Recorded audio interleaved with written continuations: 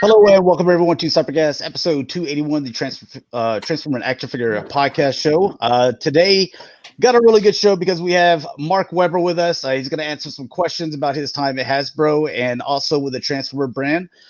We got some news we're going to be taking a look at as well. But first off, let's get into intros. So, Rick, where can people find you, man? Yeah, you can find me on Twitter and Instagram as Shatrdglassjazz. And Sport?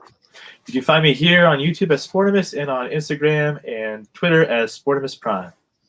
And we have our guest Mark. So for people that don't know where they can find you or kind of know about your history, if you want to tell people where they can find you and a little bit of background on yourself as well. Yeah, absolutely. Well, I'm a kid of the '80s, so I was always. Let's be honest. I was G.I. Joe first, but Transformers second, and I think most guys around our age kind of like those two things, maybe with Star Wars mixed in, but somewhere, in that top three. So I got into toys coming out of a radio career in 2002 and worked for McFarlane Toys for about a decade, mainly heading up their sports picks action figures, the 7-inch, kind of more like statues based on pro sports athletes. But I also got to dabble a little bit and help with some of their other stuff like Halo, McFarlane's Military, Walking Dead, some of that stuff.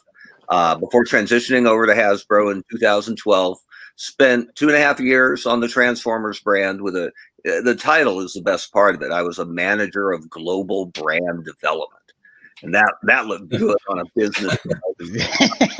And then I had the opportunity to transition over to head up what they were calling the Hasbro universe at the time, and that was spearheaded by G.I. Joe, but it was all sorts of brands that actually IDW tied together comic-wise. So it's pretty much any orphaned brand of the 80s, boys brand anyway, that Hasbro owned. So it was Joe, but it was also ROM and Visionaries and Mask and Stretch Armstrong and Action Man. And they really wanted to tie that all together. And I think they probably still do.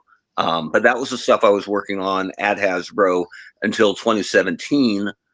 Because I was primarily working on G.I. Joe, and that third G.I. Joe movie got delayed 8 times in 2 years while I was there, and a couple times after I left. But kudos that they finally got it filmed and now don't have a theater to show it in. But we will all look forward to Snake Eyes in December of 2021. So that's my background. I'm still working in toy. Actually, if you need a marketer or a brand developer, I know a guy. But what I do to stay in with the hobby, because I have always been a collector, and whether I was working at Hasbro or not doesn't change what I spend my money on. So you can find me on the What's on Joe Mind podcast every Friday night. It's G.I. Joe centric. It's the longest running G.I. Joe podcast online, with Mike Irizarry and Joe Colton, and that's every Friday night at 9 p.m. Eastern. So you can find us on Facebook or at whatsonjoemind.com. All right.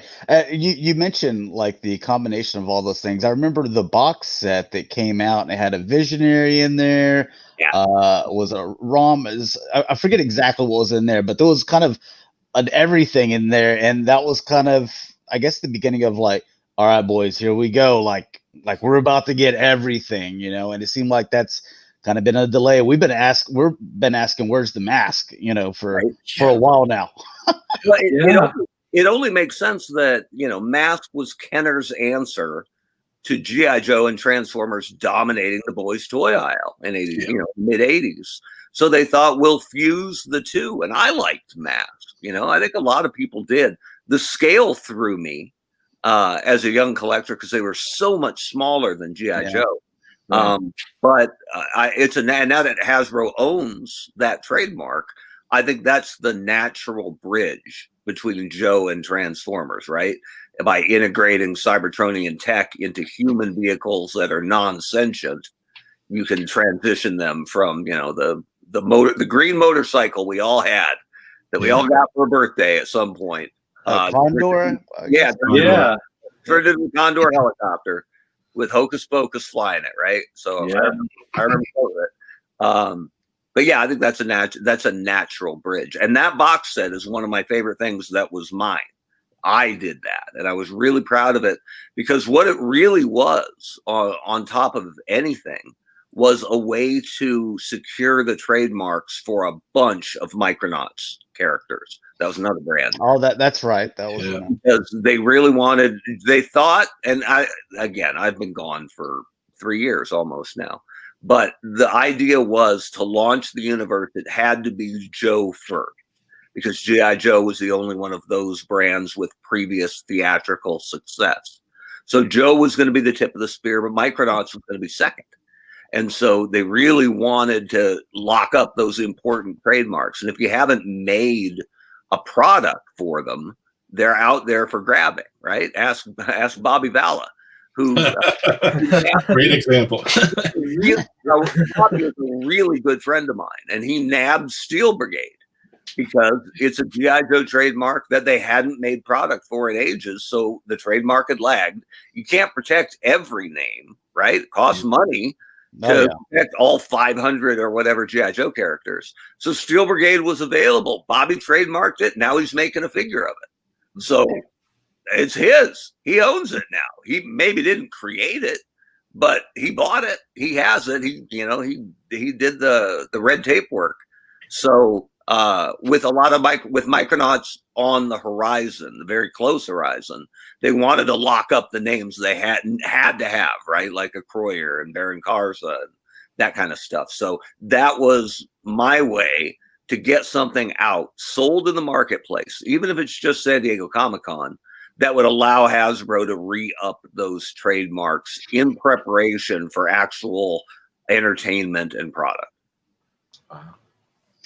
Yeah, I wanted to touch on this too, because I know we haven't even gotten to the questions, but we've been asking for 6-inch Joes for a while, or at least I have. Like Rick and yourself and our buddy Mike, like they're big into the 3 3/4 inch stuff, and I'm like, dude, I've gone all in on the 6-inch Black Series, Marvel Legends.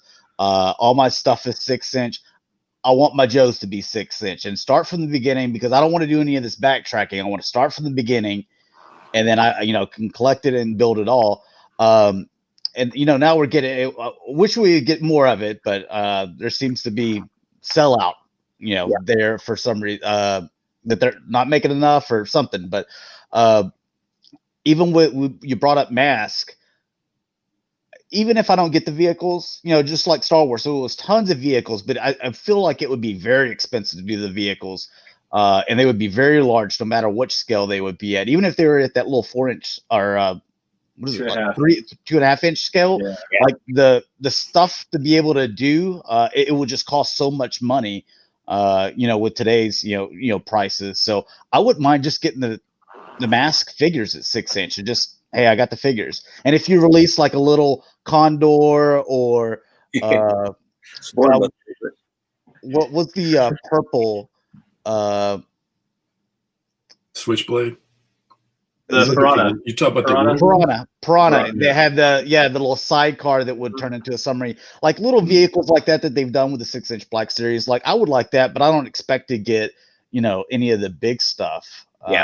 I would like it though. I would like it in 3 3/4 inch scale. I think they can pull it off.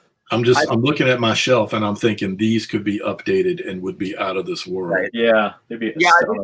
I think they're nervous about scale just because they really went all in on the Black Series, right? And they went, let's do a TIE Fighter to scale. Yeah. Let's do an X-Wing, right? To scale. And I mean, everybody likes the idea, right? Oh my God, a 6-inch scale TIE Fighter. But the reality of it, right?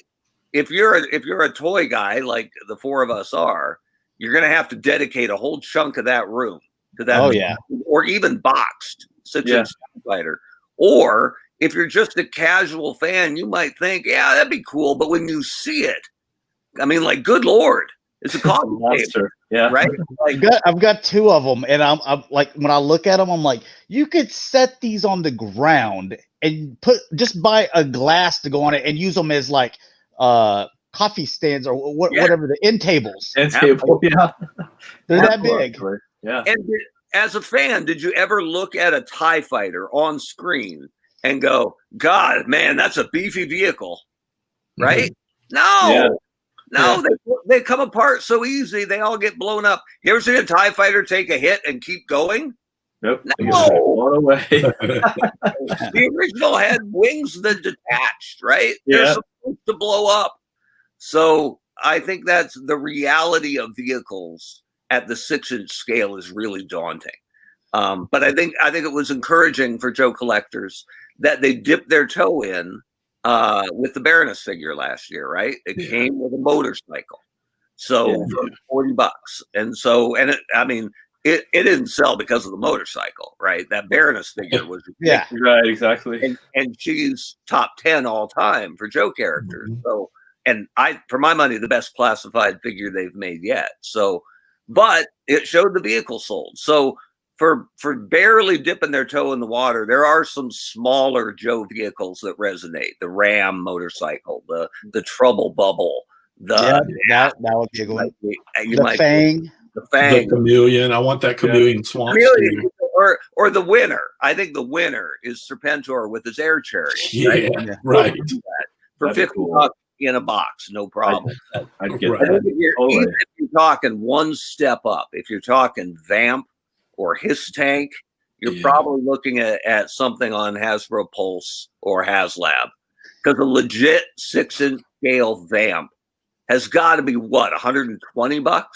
Maybe $150. Yeah, I mean, people are 3D printing them and putting them on all over the place already. So it's gonna, if they don't give it to us, it's gonna still happen. That's where we are right now, right? Well, and I like people are showing that it's it's legitimate.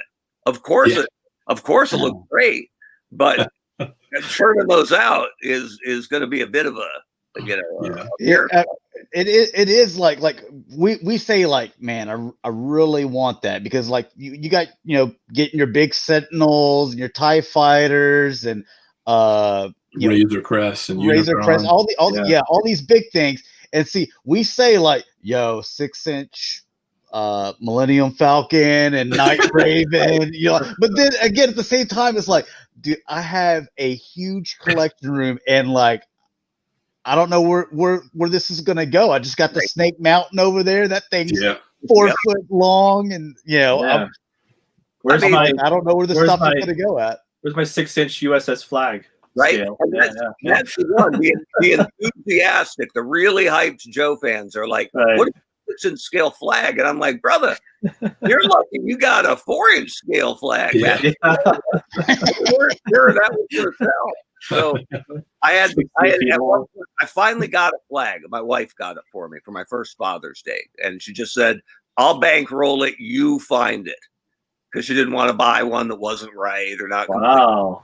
This was a long time ago. This was 2006, so you could get a flag for $200 back then, and $80 shipping, right? Yeah.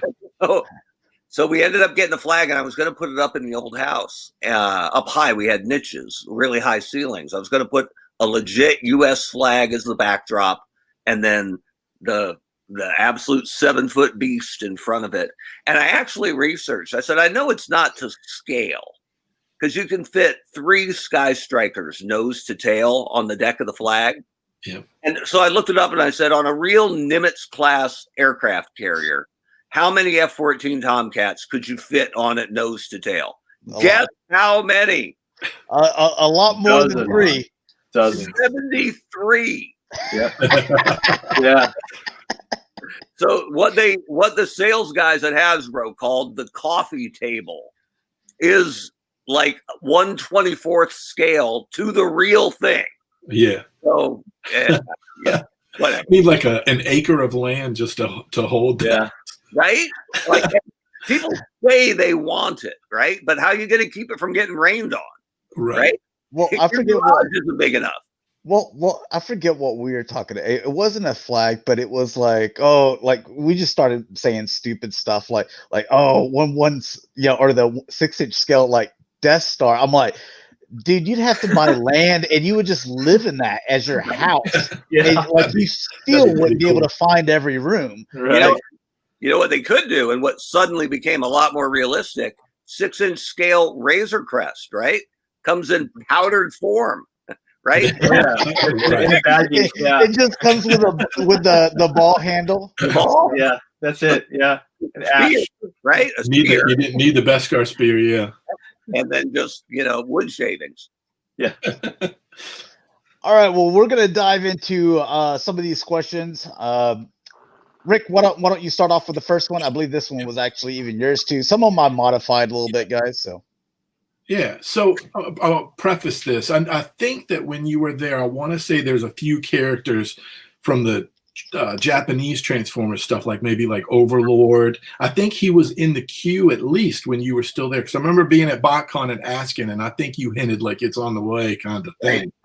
So my question here was, during your time on the brand, when you had those conversations and you were trying to push through characters from the Japanese Transformers, such as Overlord, or some of the ones that we've been talking about wanting, Star Saber, Victory Leo, Minerva, some of those characters, when you were having those conversations, what was the process that you had to go through? What were the obstacles that were involved getting those types of characters into the hands of fans? Some of these we still don't have, but I think when you were there, we were getting a few of them. And we always say that there's an Optimus Prime in every wave. So how did you manage the Overlord? What is that process? How hard is it to get to those characters? It's important to try to keep the time frame together, and it's so weird in toys. So I start on Transformers in February of 2012, and I'm given Generations as my main thing, like in June. So I arrive on the brand. I know the brand, so it's good. I'm a toy veteran at that point, 10 years in. But the first thing I got was Bot Shots. I'm sure you guys remember Bot Shot. Yeah. They were cute. They did fine, but they weren't going to be around long. So I got to work on Bot Shots, did well with it, got to go to BotCon, my first one in 2012. And as brand new guy, I got to man the Bot Shot table. So there was a low table where kids were playing with them, and I got to hang out with the kids, which was fine. I had a good time. I got to bodyguard Peter Cullen to and from his signing. That was pretty awesome. that was Dallas, correct? That was I think that was Yeah, it was Yeah, because that was the first time I met you. Yeah, and then I met again in Pasadena, and we were talking nothing but Titans Returns, Headmasters, and stuff. Yeah, there we go. So, and the coolest, it's total sidebar. The coolest thing, a gal brought up, I forget, I think the term is tartan. It's the actual Scottish, the designs that are on official Scottish kilts. So every family has one.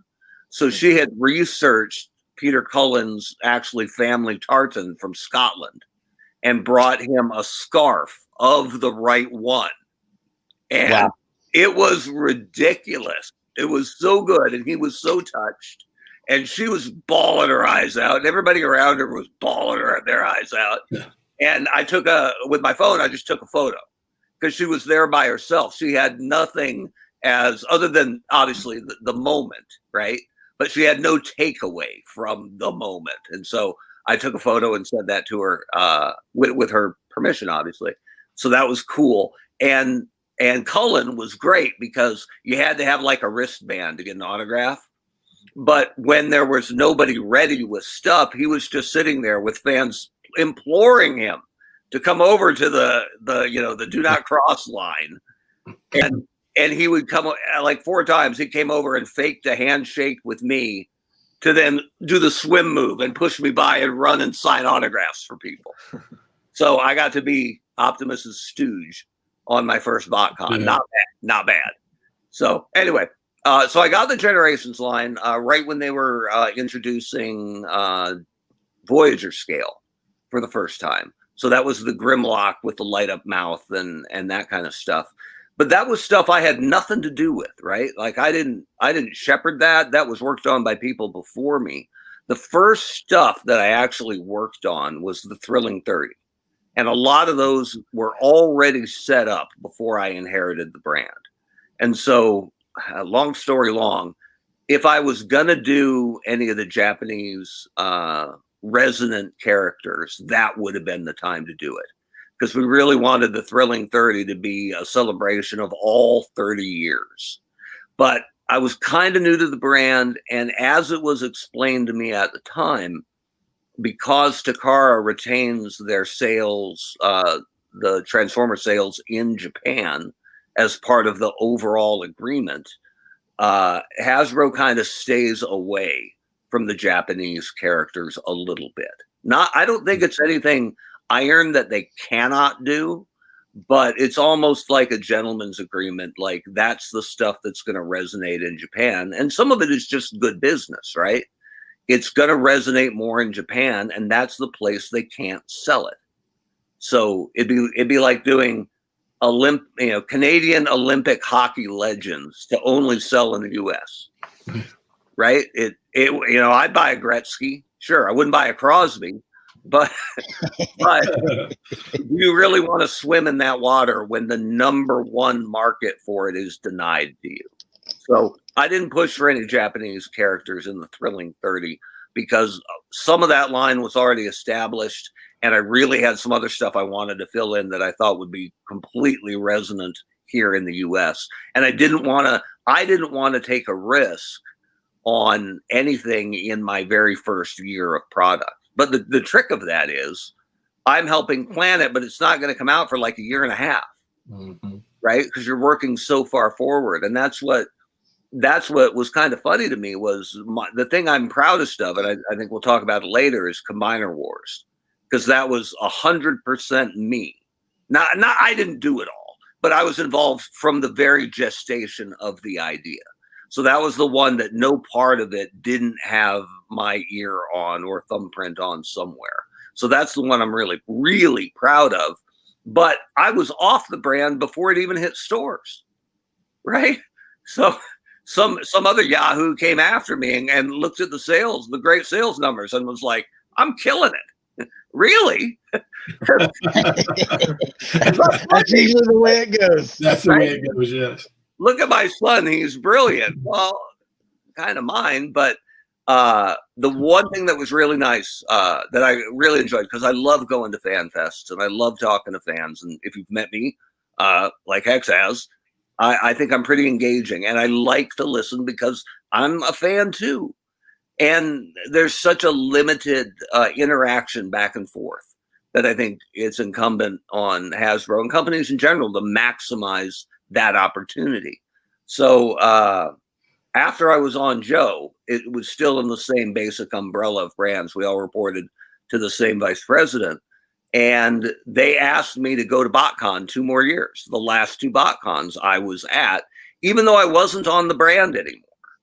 And the second to last one I loved, Pasadena, I think, because it was Combiner Wars, right? Or maybe that wasn't Combiner Wars. No, I think it was.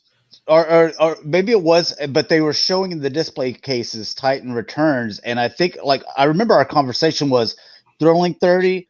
I love that you did Brainstorm, but I was like, I want them all, right? You know, and maybe Voyager's too big, and so then brought them back in the display cases, like they're all deluxe, and we're getting like all of them, you know, or at least at the time, the Monster Bots, took a little bit longer, but like we're getting sets. Like, here's all the, the Decepticons, and here's the Autobots. I'm like, this is awesome. And the other thing that I loved about Thrilling 30 is, did you do the RC, like the Thrilling 30 RC? Yep. We've still been talking. We're looking at the brand new one side by side or whatever, this mold or whatever, and we're like, the Thrilling 30 one is like way better, than this current one.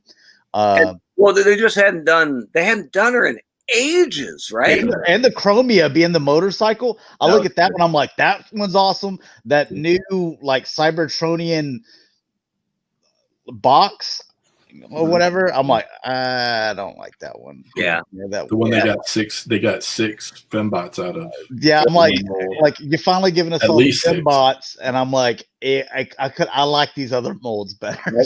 Well, and the funny thing about the timing of it is, we had already planned out Chromia and RC well ahead of time. When one of the things I always point to when people ask, how do you show me an example of a marketing program you came up with that worked? Like, that's a pretty typical interview question, right? And I'm like, fan built bot, right? Windblade didn't exist put that together, right? And so Windblade comes out, and we don't offer a gender option as something you can vote on, and fans go nuts. So we go right back, fix that. Female bot wins by a landslide. You're getting Windblade, but it's going to be a little while. But it all of a sudden, these female robots that I had pushed for, Chromia and RC, are almost validated right before they come out because of the fan support for Windblade, right? Yeah. The fan created bot. The fans had their voice. They got to pick, and they said girl. And guess what? I've already got 2 on the way. So yeah, I remember I bought it's Takara, but they made a Nightbird off of that RC, which I love. I'm like, dude, I love Nightbird. I always thought she was awesome, and I was like, the model, it fits.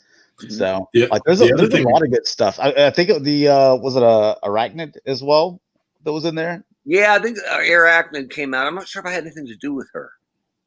Well, that's Beast Wars. I mean, there's only a couple people that like Beast Wars. So yeah, but I did Rat Trap in the Thrilling 30, a pretty good Rat Trap. I like that one. Yeah, and we did Rhinox too. Rhinox, right? The deluxe Rhinox. Yeah, stuff. That was not bad.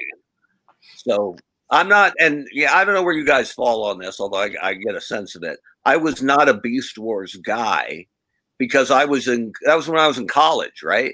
And Transformers had been dark for a while, and it came on in my dorm room, and I'm like, oh, cool. Transformers. I dig Transformers. He's a monkey? It took me a while. I remember people. It didn't speak to me, but there was a guy on a message board one time just getting tetherballed by a bunch of G1 fans like me because he was a Beast Wars guy. And he said, look, I get it, and I know I'm outnumbered, but you guys love G1 because that's what you grew up with. I'm 15 years younger than you, and I grew up on Beast Wars. That's what made me love Transformers. So to me, there will never be anything better. And I always remembered that. And Aaron Archer, who I worked with for about a year, who I really liked, I was taking his temperature on Beast Wars, and he said, the animation doesn't hold up, but it was cutting edge at the time. But he said flat out, the best storytelling ever done on the Transformers brand is in Beast Wars. So the story is relevant. It's not your jam, and it's not my jam. You can't discount it. It's like, I think it's like people who absolutely trash Phantom Menace, right? Phantom Menace, what a joke. Hated every minute, really, because it's the best lightsaber fight ever. So if you want to flush the whole thing, you're getting rid of Darth Maul, and you're getting rid of that, triple threat lightsaber fight. So just be careful. I always that's always my take with the fan base. Be careful when you trash a whole thing. Right. Very rarely is the whole thing bad, right? Right. So, anyway, long story long, I was super happy that I got to go to BotCon to talk about Combiner Wars, right? Because the year before I got to do the keynote reveal, and I only got to show a shadow of Superion. And even that was a fight. They wouldn't let me reveal the next year's bit to the diehards, but they said I could show a shadow. So I'm like, fine, I'll show Superion. Nobody's going to miss that. And no one did. So anyway, I got to be there to show off the Combiner Wars, which were close to my heart. And then the next year I got to come back and be there for the Titans Return stuff, which I was less involved with. More involved than a guy on the G.I. Joe brand probably should have been. But it was not my baby like Combiner Wars was. Gotcha. Sport, you want to kick off number 2? I mean, we're probably answering a lot of these, like just going through and just, a conversation anyway. But I hope I didn't miss anything on this, and I apologize for that. I only have the questions that I wrote. Is that okay? Or? Oh, no. Okay. I had, here, I'm going to put it in the chat right now then. Okay. And so you'll just go from the top. Okay. Well, can you ask that for me then? Because I have to print this out. So I apologize for that. Ask me anything. Okay, well, I'll just ask from here. Okay, so when Hasbro completes sets like the Seekers, Insecticons, Headmasters, etc., I would think they would make the effort to complete those sets, or you think they make the effort to complete those sets, but whenever we get a set of, let's say, 3 Decepticon Target Masters, but no Autobot Target Masters, is that something that Hasbro's aware of and just hasn't gotten around to, or doesn't think we want? If the question is fan demand, what's the best way to let brands like Hasbro know? Yeah, I think, and that was something that frustrated me like hell as a collector, and still does. Partly because my favorite Decepticon is Skywarp, right? And usually he's never first among the trio of Seekers. Starscream's always the lead, and then Skywarp or Thundercracker second or third, interchangeable. But so often over the years, they would give you Starscream and that's it. And I'm like, it's a mold. The mold is there. You just have to repaint it, right? You just got to deco flip it and you've got 2 more sales and the fans will buy it because we've always bought it. As much as fans moan about redecos and, it's not an original sculpt, if you're actually going to the guys that were redecos originally, they're totally cool with it. Like, just repaint Starscream. That's what Skywarp was. So you can do it again and you won't offend me. So that was a big thing that I wanted to bring to the brand was, look, if you want to do Kickback, right, then you have to do Bombshell, right? You have to follow up with the other Insecticons. Same thing with the Seekers. Same thing with the original mini Autobots, right? I thought that was a huge opportunity that they hadn't dug into. Was they made Bumblebee, sure, and once in a while they'd repaint and give you a cliff jumper, but where's Windcharger, right? Where's Gears? Where's Huffer? The new Huffer coming out is brilliant. That's the kind of stuff that I thought they had either lost sight of or just didn't have someone with a collector mindset involved, not at the high enough level anyway. And those little bitty ones that are really not like that Sea Spray. I look at it and I'm like, man, that's top notch, And they're a little small, $10 figures. I forget how much they were, but I'm like, dude, that Sea Spray was great. The Windcharger tailgate, they repainted. It was like those look good too. So yeah, I mean, there's definitely something there. So it certainly feels like the fact that they got you the Decepticons and none of the Autobot Target Masters, it feels like maybe a changeover in brand management, where someone who left felt it was a priority, and someone who's there now or then, it's hard to gauge the timeline of it, didn't, right? So now they are reaching out through Hasbro Pulse more than they used to. They say they read the comments and that they want fan feedback. So in lieu of an actual convention, which we can't do right now, I would say on those, Fan First Fridays and stuff that the Pulse does, they say that's a good way to give them feedback. So, I mean, I would take them at their word. The guys who run the brand are the guys I worked with, Jerry Javoyne and Ben Montano, and they're great. And they think that fan feedback is valuable. So not all VPs or even directors or senior directors believe that way. There are guys who have come and gals who have come and gone over the years who are like, just throw them stuff. They'll buy it, right? And then there are what I think are wiser hands who say, you know what? If we listen to the collectors, there's a way to maximize their interest and through that their wallet spend. And that's really what I was trying to do on Transformers and Joe, was find a way to create product that connected with collectors, but was still interesting to new fans as well. And I think that's where you get your best growth. Okay. Let's see. I put Rick, you next, and then in Sport, I put yours in there in the private chat. Thank you. All right. So, Rick, if you want to kick off yours. Yeah, this was my second question. And this one, I want to preface this one too with just a little bit of, so we all kind of know where Transformers has been as far as storytelling goes recently. Even Netflix Siege, I think that's kind of like the newest, and Earthrise is coming up pretty soon. We've kind of seen what they've been doing the last few years.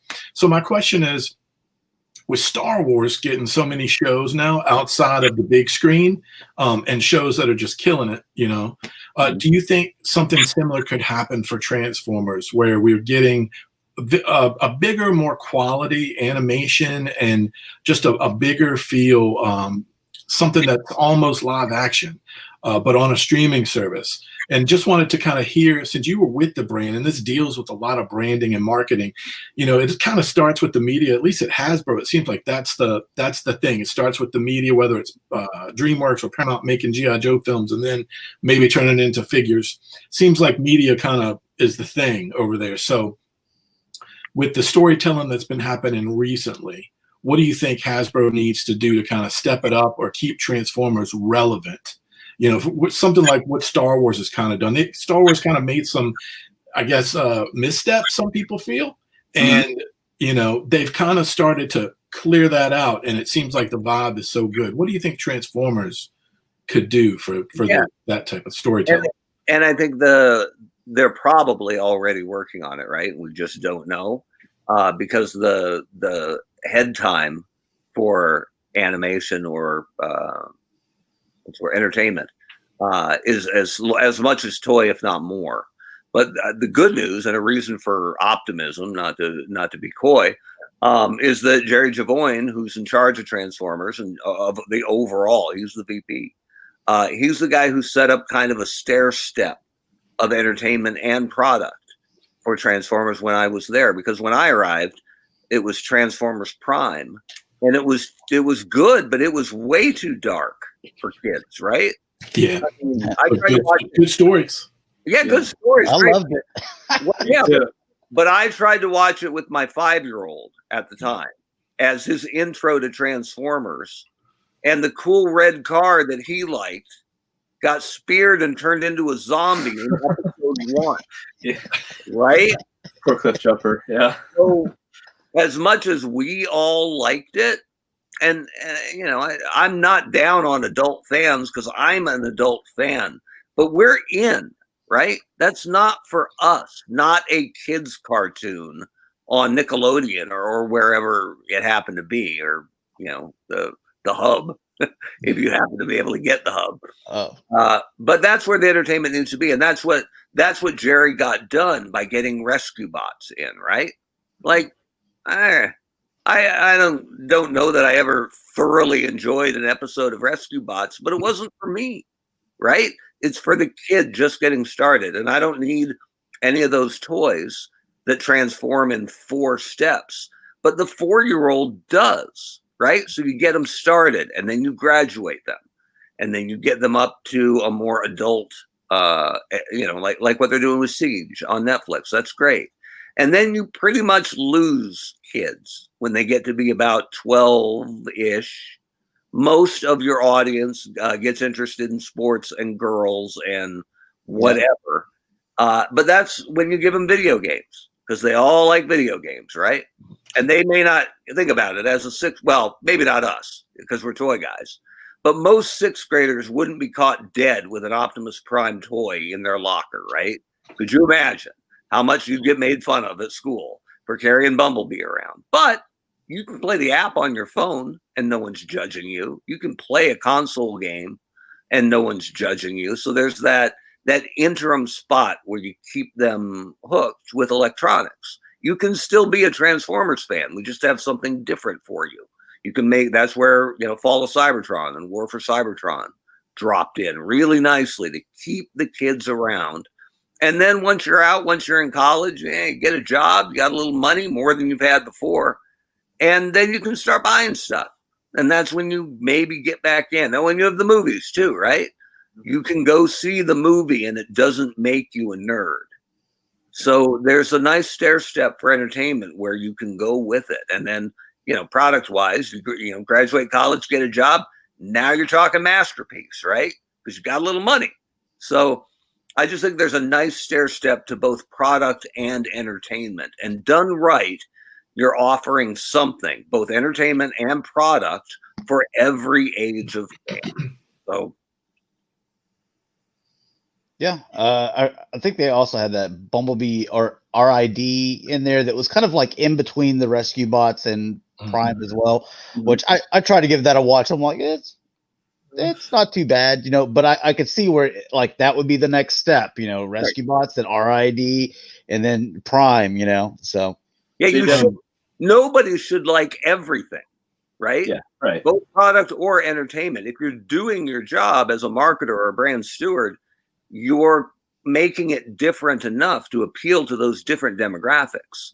So, and you know, the enlightened fan should look at stuff like Rescue Bot toys or the Titan Heroes, right? When we put those out, the shampoo bottles that the fans hated online, right? They don't transform. They got 5 points of articulation. They're hollow. They got no deco. And good Lord, did they ever sell, right? Because it's an easy grab. And you can give that to a kid who can't transform anything yet. So, you know, it's always the kind of mindset I try to encourage is you don't have to like everything. You probably shouldn't like everything. Just when you look at it, understand who it's for and how it helps the brand. And I may never spend a dime on a Titan Hero figure unless they make Skywarp. But if it's selling, it's good for the brand. And that kid who's playing with it now will be buying something different in 2 years. And that keeps the brand healthy. all right, Sport, you want to kick off on yours? Sure. Okay. It sucks not having glasses. All right. What are some of the projects that you worked on that were your favorites in the favorites or thought really got the fans excited in your run with the brand? Right. Wow. Sorry. I think 2 things. We already talked a little bit about Combiner Wars. Love the idea. And the original kernel of the idea was in a kind of brainstorm jam session with IDW Comics. And it was just what's cool? What do you think we could do? You know, where do we want to take the comic to sync with your toys? And I'm a comic guy too. So I loved being in that room, right? You want to be in the room where it happens. And Phil Jimenez, who's famous mostly for his work on Wonder Woman, or firstly, I think, was gonna do the packaging art for us. So he was there in the room. And he said, you know, there was nothing cooler than the Combiners, right? Mm-hmm. When Devastator formed and you're like, good Lord, there's a 3rd mode and it's bigger than everybody. It just blew his mind. Mine too. I think most fans were like, I didn't know you could do that. It almost broke the rules. And he said, I'd love to see all of them fighting. And I'm like, yeah, like some kind of Combiner war. And everybody just perked up and we're like, that's it. We're totally going to do that. And so Combiner Wars is the thing I'm most proud of because I was involved start to finish. I loved what it did. And most Transformers themes last 1 year. They're January 1 to December 31st. And then something new lands in the 1/1 refresh. And you move on to chapter 2 or chapter 3. Combiner Wars, the early returns on it were so hot that the retailers said, we need another 6 months.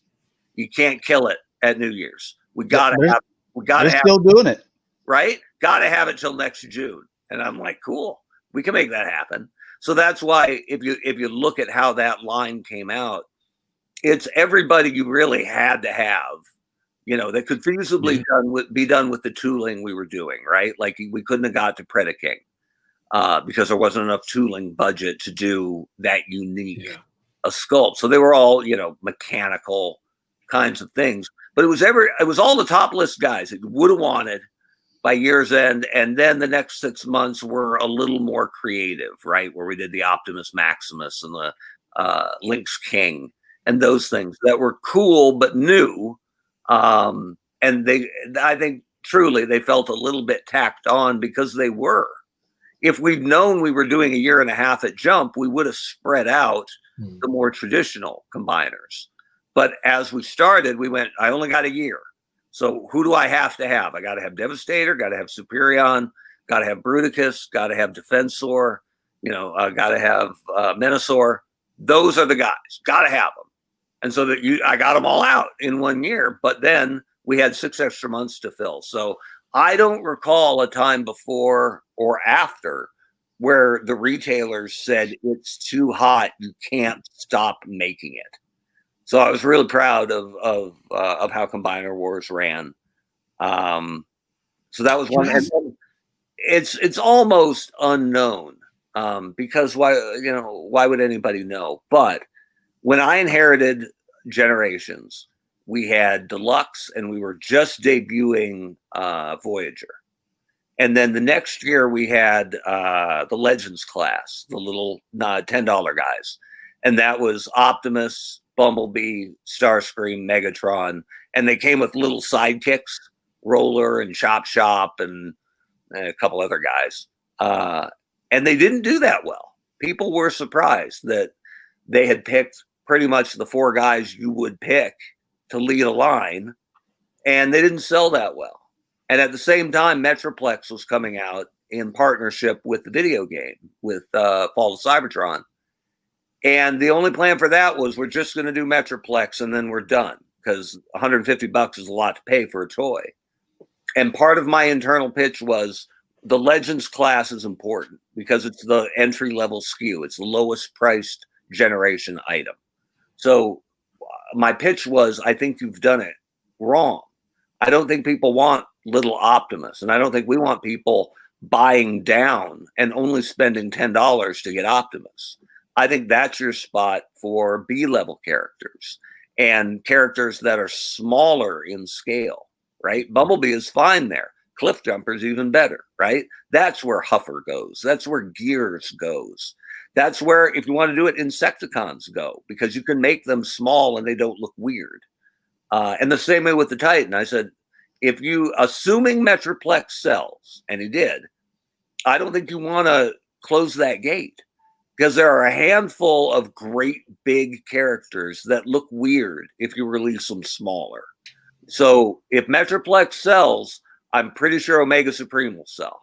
If Omega sells, Scorponok will sell. If Scorponok will sell, Fortress Maximus will sell. So not a bunch, but one a year as your fourth quarter big ticket item. I think that SKU has legs, and I wouldn't kill it just yet. And so, sure enough, the Legends class sold better the next year. With they were mainly repaints because I didn't have much item count. So it was Cliffjumper and Nemesis Prime and Acid Storm, and I think I got Gears brand new, and they sold better than Optimus, Megatron, Bumblebee, Starscream. People couldn't believe it. And then I think the pricing went up and we wouldn't be able to hold a $10 price point. And I said, just axe the sidekick figure, shrink the packaging, just sell the right guy and give me some more budget to make new guys. And that's where we ended up into Combiner Wars with some of the guys I needed to tie in, like Groove, and I threw in Power Glide and some of the other guys to fit with the Combiner. But it salvaged a $10 price point they were ready to kill. And then the Titans have been good. I haven't been there for all of it, but they keep making them. And so they've had good Titan figures every year in the fourth quarter. And then I pushed for one more scale because we were missing something in the middle there between Voyager and Titan, right? Because you don't want, and I don't know if anybody really wants Voyager Shockwave or Voyager Jetfire. It's not right for the scale they should be compared to the other guys. And so that's where I got the leader class off the board with that Megatron and the Armada version and a Jetfire that I'm really proud of, and Ultra Magnus and Shockwave. And it's that scale of guy that they didn't have. And I wanted you to be able to put them all on a shelf and have Windcharger be half the size of Prowl, and Prowl being not quite as big as Soundwave, and Soundwave not quite up to Shockwave, and Shockwave nowhere near close to Metroplex. So establishing that scale and that each one had sales viability. That's something that I'm really, really proud of, and something that I'm happy to see that continued and even expanded after I left the brand.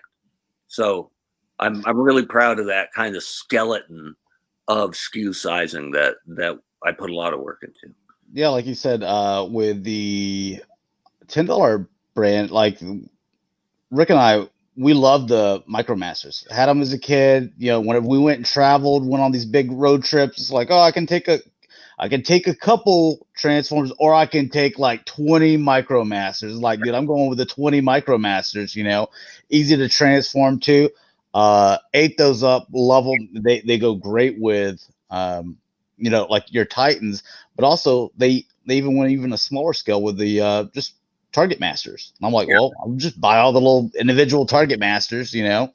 So, and it looked, I wasn't there for those, but it looked like those sold great, right? Like, yeah, it's great for collectors, and it's great for mom or dad. It's the kind of thing. It's the old adage is the kid puts it in the cart, but it's usually mom, sometimes dad, but usually mom who decides if it stays there, right? Yeah. So if you have a $3 or a $4 Transformer and the kid goes, mommy, boom, it goes in the cart. The lower the price point, the more likely it's going to stay, right? The 5-year-old who wrestles Triptychon into the cart has a low chance of success. But throw a Target Master in there, he's probably playing with a toy on the way home. And a $5 sale is better than a $150 putback. Like what I was saying with those MicroMasters, the transformation back in G1 and even the current ones today, even though they have articulation, the transformation's quite simple and they look good. To where, you know, that's even to where they don't have to go and get those little 4-step guys that, you know, to where I was like, dude, this is stuff I would buy my nephew, these little MicroMasters, because I think they look better and they look cool.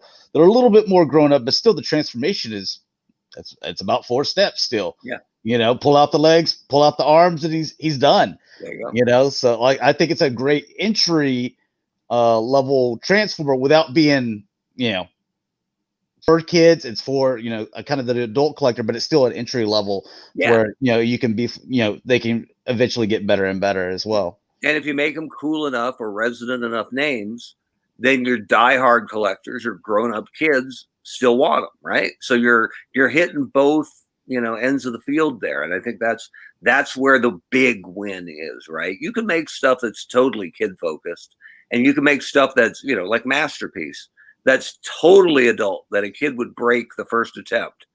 But where the money is and where the brand growth is finding that sweet spot where almost everybody can enjoy the product. Hey, before we leave Combiner Wars, you said something that I remember being at BotCons prior to getting Combiners. So about, I'd say 2 years before Combiner Wars, it all kind of blurs together. I've been to a lot of BotCons.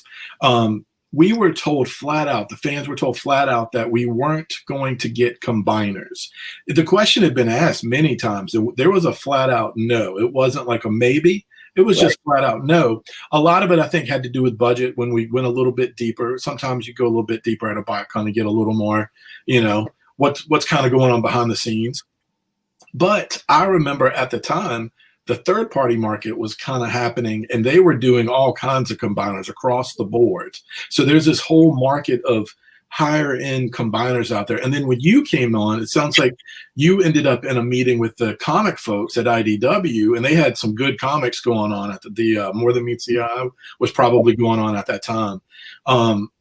Was there any obstacles to pushing that idea, or was it a smooth transition to get combiners back into that world? The hardest part I had was one of the senior designers, and a guy I really like, a guy I had a great working relationship with.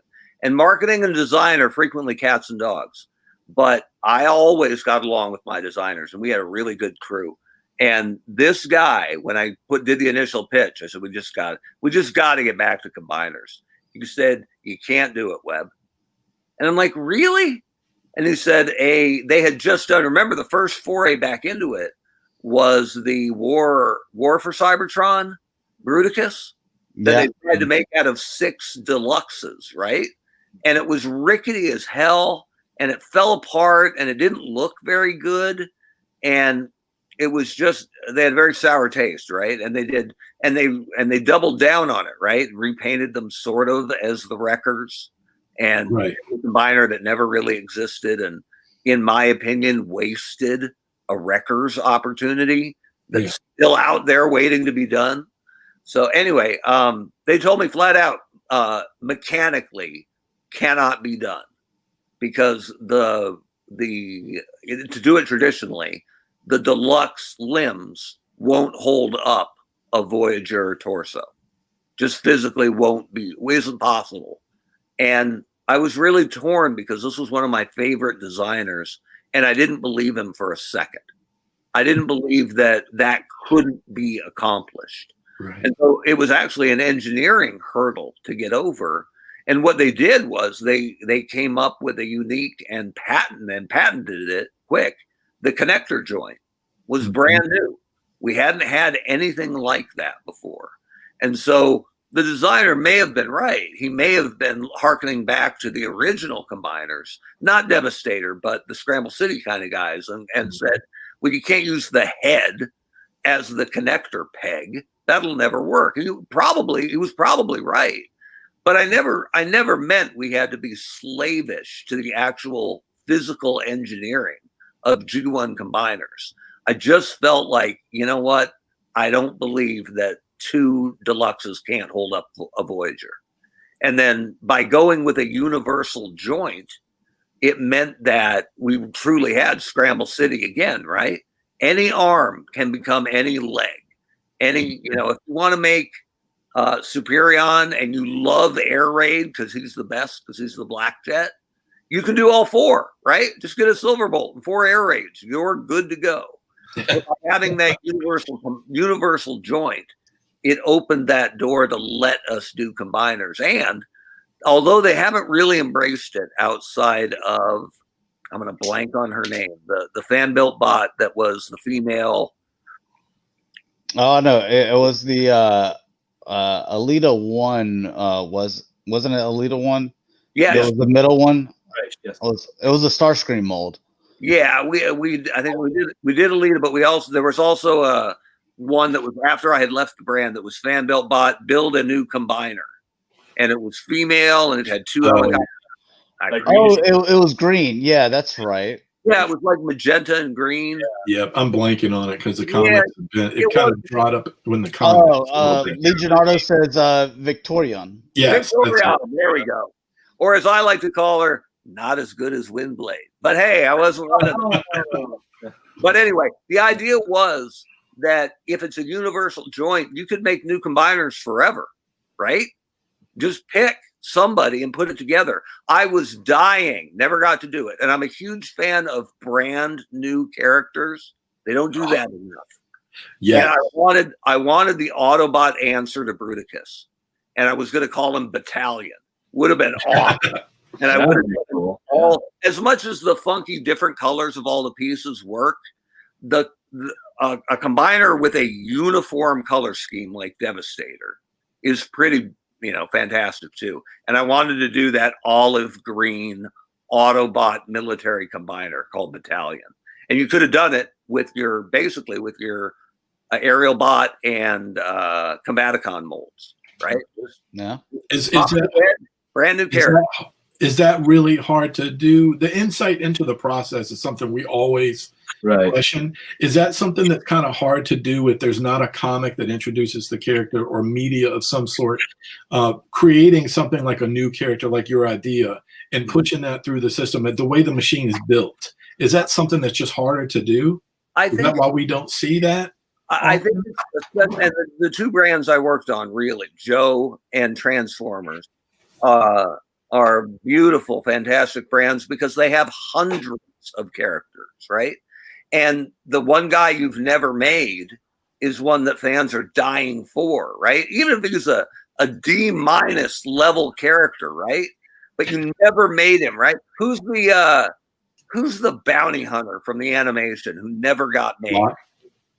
What? I remember It's not Lockdown because he's had multiple toys. No. Way back in the G1 cartoons, there was a semi anti-hero guy in one of the episodes. I forget it. Someone listening will know. It'll be their favorite guy. And they never made him. Never made him as a toy. So that's the kind of guy that you can make. You can make that guy. Or you can make a brand new character. DEFCON. There you go. DEFCON, right? Yeah. Action figure experts. Man, the chat, they're coming through. So the answer's always out there, right? So, and we appreciate it. But when I was a kid, and I was more of a Joe kid than a Transformer kid. But the biggest deal for me, way before the internet, was finding that first Joe on the pegs in March and ripping Shipwreck off the pegs. You had never heard of him, had no inkling of him. You just knew new Joes were coming. Flipping it around and seeing what else was coming. And same thing when you bought a vehicle. You'd get that little catalog. You'd open up and you'd map out, well, that's Christmas. That'll be birthday. And that I'll never get, right? Because it's way too expensive, right? That sort of bit. We were getting brand new characters all the time, 20 and 30 a year. Mm-hmm. And I think Transformers and Joe have both lost sight of that. But it's easy to lose sight of it because you have so many resonant characters to make. You can dig so deep. Yeah. I was actually was telling people like back when like I was doing reviews a lot, and whenever the Combiner Wars, the Minosaur came out, like you would do their characters, but you would usually add one. And with Minosaur, it was off-road, which was a gray truck. And like I told people, and even on this show, back in whenever that was, I was like, this one's my favorite one, even though I don't know who he is. I like Dead End and Wild Rider, all those guys, but I was like, I love Gray. I love this truck. I love his head. I like the teal. I love Gray. I love teal. He had some purple, I believe, on him. I'm like, I love all those colors. And I was like, the figure just looks cool, And right. I like throwing another truck in there other than Motormaster, so like off-road, as far as very early on, I believe Minosaur was. Mm-hmm. I believe it was Minosaur and Superion, but I was like, throughout the whole year, I was like, the off-road, this is one of my favorite ones, and I don't even know anything about this character. Right. So I like them. Well, the same thing for the Defensor, this guy right here, that replaced Groove. I mean, it to me, it improved the Combiner. To me, it looked better. Because I took a lot of heat for that. Right, I replaced a key guy on the aerial bots, on the Stunicons, and on not the Combaticons, but I changed Blast Off to a jet from a space shuttle. Right, I like that too, by the way. Yeah, and Defensor, I changed. It made more sense. It always bothered me, and I know about mass shifting, right? Mm-hmm.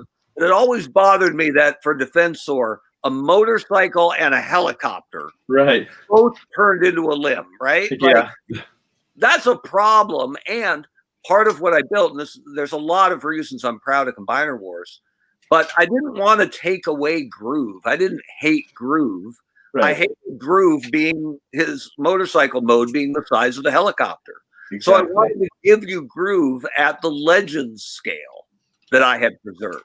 And I wanted, if you wanted to make the full-on Defensor, you had to buy across 3 scales. So any store that wanted to carry some, Walmart, Target, they're carrying everything, right? But if it's a smaller store, if Walgreens wants in, and they go, well, we only want the $10 and the $17 SKU. We're only taking Legends and Deluxe. We could feasibly say to them, that's great, but they're all going to say build Defensor, and you can't if you aren't going to carry the Voyager wave. So it strung together across SKUs. But the actual bit for me replacing those guys, I do believe in newness, and I like new characters. But some of the names we could not get via trademark. And some of them are locked up so tight that you can't even throw the Autobot in front of it, right? Or the aerial bot in front of it. And Slingshot was one of them. I couldn't get anything close to him. And we had called him, I remembered because I did a bot shot set of 5 aerial bots. And I had to call him Quick Slinger. Somebody up the chain told me I had to do, and I was brand new, so I did what I was told. But I hated that. It's not even close. And even though I know fans know who it's supposed to be, and if you're an opener, it doesn't matter once it's out of the package, right? You can call him Superman if you want, once it's out of the package. But I saw it as an opportunity. And IDW wrote that into the comics. If you remember the issues, they find the aerial bots, and Slingshot is just gone. There's like a foot left of him. And they go, well, here's a new recruit, Alpha Bravo. Yeah. And that was also, they were afraid of having, because remember, that was the first wave, was mainly aerial bots. Mm-hmm. They didn't want all Autobots, all jets on the pegs at the same time. They want some change in what's available. They want some villains, some good guys when you're building a wave. They want some variance in color. They want some variance in the physical toy. What does it look like?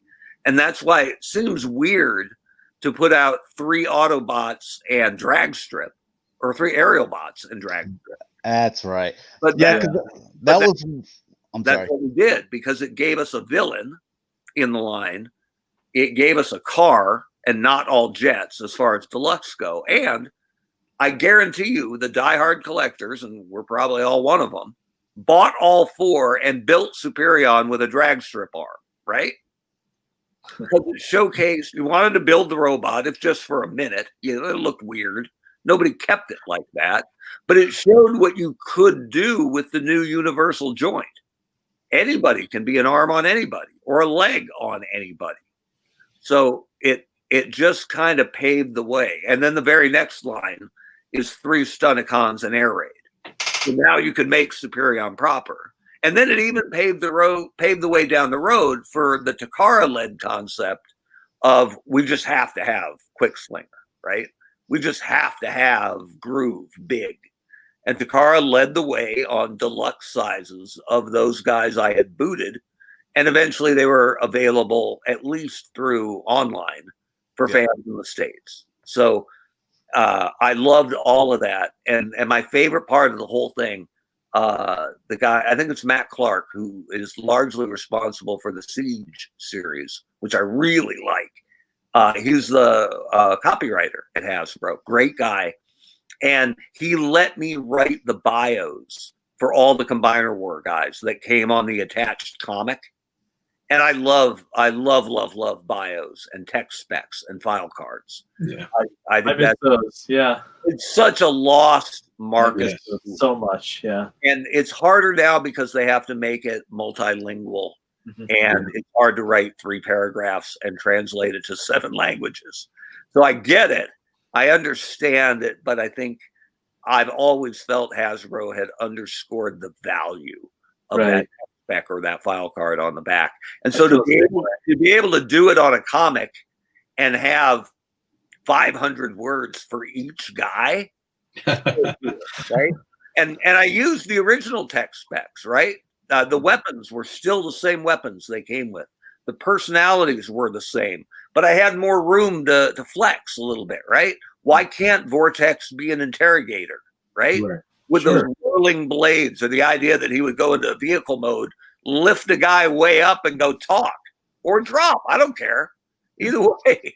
So I got to do that, and then I got to create brand new characters, right? And Off-Road was one of my favorites, because the idea was he replaced Wild Rider, I think. I think we couldn't get Wild Rider name-wise. And I went, cool, we'll make a truck in Wild Rider colors and tell the story of Wild Rider's just gone. Nobody knows what happened to him. And, you hate it when a member of your crew disappears, but when he's an integral part to form Menasor, you kind of need that guy. So Wild Rider's gone, and here comes Off-Road, a brand new truck who, by the way, can turn into a limb in his colors, and he's way too buddy-buddy, right? He shows up like he's been there for a decade. And so the breadcrumb trail we're leaving is did this guy do something to Wild Rider? And then it's like a single white female kind of thing, right? He's just, hey boys, let's make Metasaur. So I like the idea of a Decepticon so sneaky that he makes the other guys nervous. Yeah, there's not enough of that. There's not enough. And we collect a lot of different brands and toys, but there's just not enough of that. Right. A mix of new and old. Right. You know, we talked about Star Wars earlier. That's what they're doing. And they're doing Mandalorian, yeah. Absolutely. I mean, they got me to where I thought I was almost done with this Black Series, and then like here they're like, oh, here's new characters all over again and stuff.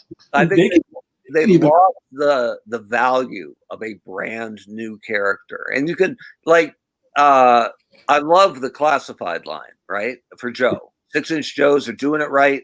Some of my favorite people at Hasbro are working on that brand, and yet I guarantee. There isn't a brand manager there. There's no one affiliated with that brand who would go into a meeting and say, in the next wave, and I'm just going to pull names, right? We're going to make Major Blood and Snow Serpent and Airtight, and I want a brand new character. One of them's brand new. Has never appeared in comic, on film, never had a figure before, and she's going to be awesome, right? Or whatever that new character is, you make it, you create it, like Ron Rudat used to, and Kirk Bazigian used to do for 30, and Larry Hama 30 times a year. They'd come up with new guys, and they were almost all gold, right? You can't tell me you can't do one a wave. I agree. I've seen a character that would have been more like a Scrappy Doo. I'm talking about Baby Yoda. And Disney has taken, when the story is good, when the fiction is good, you can market a Baby Yoda and the world changes. Yeah. Literally changes the world. I was so ready for Mandalorian because I'm, a 45-year-old dude, right? I'm ready for some more, quasi Boba Fett. So I'm there for episode 1, season 1, day it launches. It did what it was supposed to do. It got me signed up for Disney Plus. Yeah. And I'm cautiously optimistic, like I am for every Aliens movie that comes out and sucks. Pretty right? I love it so much. Yeah. And we're watching it with my family. And it's my wife, who's a couple years younger than me, my son, who was 13 at the time, my daughter, who was 10. All 4 of us watching. But Derek and I are really into Star Wars. And the girls are fine, yes, we'll watch. Yeah. They don't have action figures or shoots on the bed of Star Wars. It's okay. It's okay if Optimus and Bumblebee slide to the side for a few episodes to bring someone else in new that they can bounce off of later. Yeah. There's nothing wrong with that. And at the end of that Mandalorian episode, when they see Baby Yoda, they both did what most people, but all females, I believe, they did. Aww. Right? We had some type of meme in our private chat to where it was it said something like the guy said something and then his girlfriend said they better not do anything bad to that little baby. Yep. I saw I know that it's connected, but years ago, working in a movie theater, I was at the opening night working in a theater for a movie called The River Wild, which is a river, family on a river action adventure, suspense thriller, whatever, with Meryl Streep. And at one point, I think Kevin Bacon's the bad guy, but Kevin Bacon's in everything. At one point, he's got the whole family at gunpoint and he's menacing them. And he goes, you know what? You're not taking me seriously. One of you's got to go. And he points, gun at Meryl Streep. And he's like, well, you're the river guide. I need you. So boom, gun goes over onto the dad. But they'll feel your loss. And you're looking like down the barrel at the actor. And then he's on the kids, right? Or I'll keep the parents in line if I show them I'm willing to kill a kid. And the audience is still cool. The Meryl Streep, fine. David Strathairn, fine. The kids, who cares? And then he goes, you know what? Screw it. I'll shoot the dog. Oh. And the gun goes like this. You're looking down the gun at the golden retriever. and it was panic in the theater, right? Right? Shoot the kid. But if you shoot the kid, but don't shoot the puppy. I'm gone. I'm walking out right now if you shoot the dog. And same way with Mandalorian, right? Yeah. Blow up Alderaan. Yeah, whatever. Yeah, don't touch that kid. Right? Like there were no kids on Alderaan, but whatever. I'm gonna move on to this next one. This one might be like something, I guess, a little shorter. You don't have to spend as much time on it, but what was your biggest interior push to higher ups that was ultimately shut down, and why? I'm trying to think. So you got the Combiner Wars thing. That was your baby. You got it made. Thrilling 30 stuff. You got some great figures out of that as well. But like, what's that one thing you're like, here's a great idea as well, guys? And they were just like, nope. Right? I think most people would tell the story as, here's my great idea that those idiots shot down. And I could have made them so much money. And that's an easy story to tell. But I had a lot of latitude. They really let me do a lot of what I wanted. So the one thing that I pushed hard and lost was the initial concept for Thrilling 30. I was totaling up the original wave 1 of G1. And I went, you know what? We could do all of G1 as the Thrilling 30. Right? Oh, that would be great. And it just would have been G1 all over again, because that's, and in retrospect, that's called perfect. Came to my mind first because that's what I love, right? But if you think about it, even done well, it wouldn't have resonated with the entire fan base, right? It would have hit some of us right here, right there. And I would have bought every one of them as a fan. Same here. I would have. Right? But they're celebrating 30 years. They aren't celebrating the 30th anniversary of year 1. And so the pushback was, we'll do some G1 in there, but we want to celebrate everything except Action Masters, right? Like everything except Pretender we're going to do. They said we're going to celebrate those in 2020. So. Yeah. But it left some fruit on the tree, right? A little bit. But it was the right call. They were absolutely right. And at the time I was, a little, foot shuffling on it. Man, it would have been so cool, but they were right. And I really wanted to do, and I still think the G1 line would have been amazing, but it also would have, you would have exhausted those options for freshness for a while. So you would have had to have gone G1 Dark or I would have gone G1 Dark for a couple of years because we just did all of them. Right? So that was something I pushed, got denied on, and it was absolutely the right call. It made for a better series. I'm not sure. Okay, we have a question from the chat. Action figure expert. I'm not sure if this is going to make sense because I'm not sure about it, but maybe it does to you. Are you who is responsible for the Thrilling Authorities kids? That is my favorite Dell. I don't know. Maybe there's some autocorrect in there. If you want to retype that action figure. Thrilling Authority kids skids? Are you talking about the Thrilling 30 skids? Maybe. Yeah, maybe that was Deluxe. Yeah, favorite Deluxe. Oh, okay. Yeah, anything Thrilling 30, I had my fingerprints on. Some of it they were already talking about, but Thrilling 30 and Combiner Wars 100% me. And he was armed up. Yeah. The following year is stuff I wasn't on the brand for that, but like I said, the designers and I got along really well, so I was still sitting in the same place, and I was not a far walk away. So there were plenty of times that I got to chat with John Warden and Ed Masiello about that next year. And that was, I came to that BotCon, right? Where they were unveiling products I didn't really officially have any fingerprints on, but I was an ally. How's that?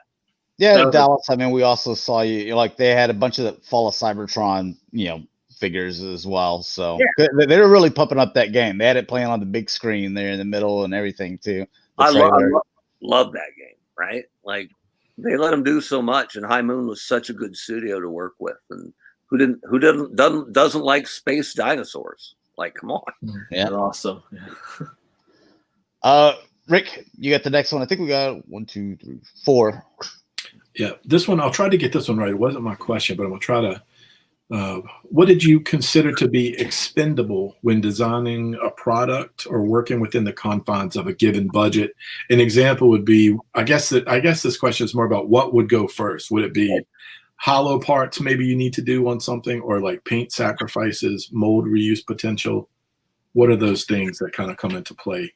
When we're building out a line, and this is not inside baseball. This is something Daryl DePriest was super open with at a JoeCon a couple of years ago, is that everything at Hasbro is driven by item count, right? Have you guys heard the item count speech before? Okay. No. So you get a certain amount of items per year, and you fight and fight and fight for them. And on Transformers, would get 200 items to go across everything, right? Other than Rescue Bots, which was a separate team. And so Generations would get 40 or something like that. And I'm like, wow, this is great. Okay, cool. And then I went to G.I. Joe, and you'd get like 5. So I didn't quite know the benefit, the abundance of riches I had on Transformers till I left. But if I'm re-releasing something, you could change the packaging, right? But if you don't have to change it at all, it doesn't count as an item used, right? And if you're using it, if you're just changing heads or changing colors or a different weapon, it still counts as an item, but it doesn't go into your tooling budget much, right? So those are the two things you're always building your line with, are how many items do I have and how much tooling do I have? Because if neither one were a factor, everything would always be brand new, right?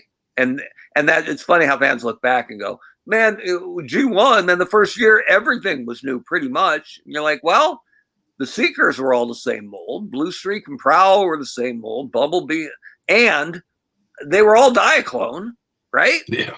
So none of it was new. It was new to us. Right? But anyway, so that's how you would build a line. You would start with how many slots do I want to fill? Like for Generations Deluxe, it was generally 4 waves, 4 figures each, right? So I would fill that out and go, what do I need to build? Who do I want to build? If I'm making Nightbeat, right? Does he have to be brand new? Or can I make him out of an old Jazz, right? Close enough. So you're trying to see where you can, I don't say cut corners. It's just choosing how to allocate your revenue, or not revenue, but what you have to build with. You know, how you're going to cook with these groceries. So that's part of it. How many Seekers am I going to make? Because those are easy. That's just paint. Still costs me an item, but it isn't going to cost me tooling, right? So I just retain it from these asset store. So that's how I would put a line together. Beyond that, I've always felt that almost always, unless it's a beautiful toy, and there have been plenty over the years, the vehicle mode is going to be better than the robot mode, or vice versa. You're going to have to pick one, usually. Is it a slightly better robot than alt mode, or is it a perfect alt mode and a robot with a pretty big backpack? You know, how you going to do it? And for me, robot mode was always more important. If I had to pick one, give me a better robot. And that was something I pushed too for packaging.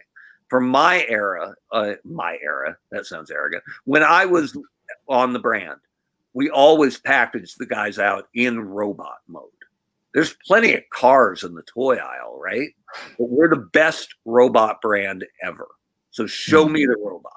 And you can see the rear view mirrors hanging off, or the jet wings behind him, you know, and the art will show you, and the back will show you what he turns into. But pack him out in robot mode, unless he's a beast, right? Unless he's Skybite or Grimlock, you know, I want, or, you know, Black Arachnia.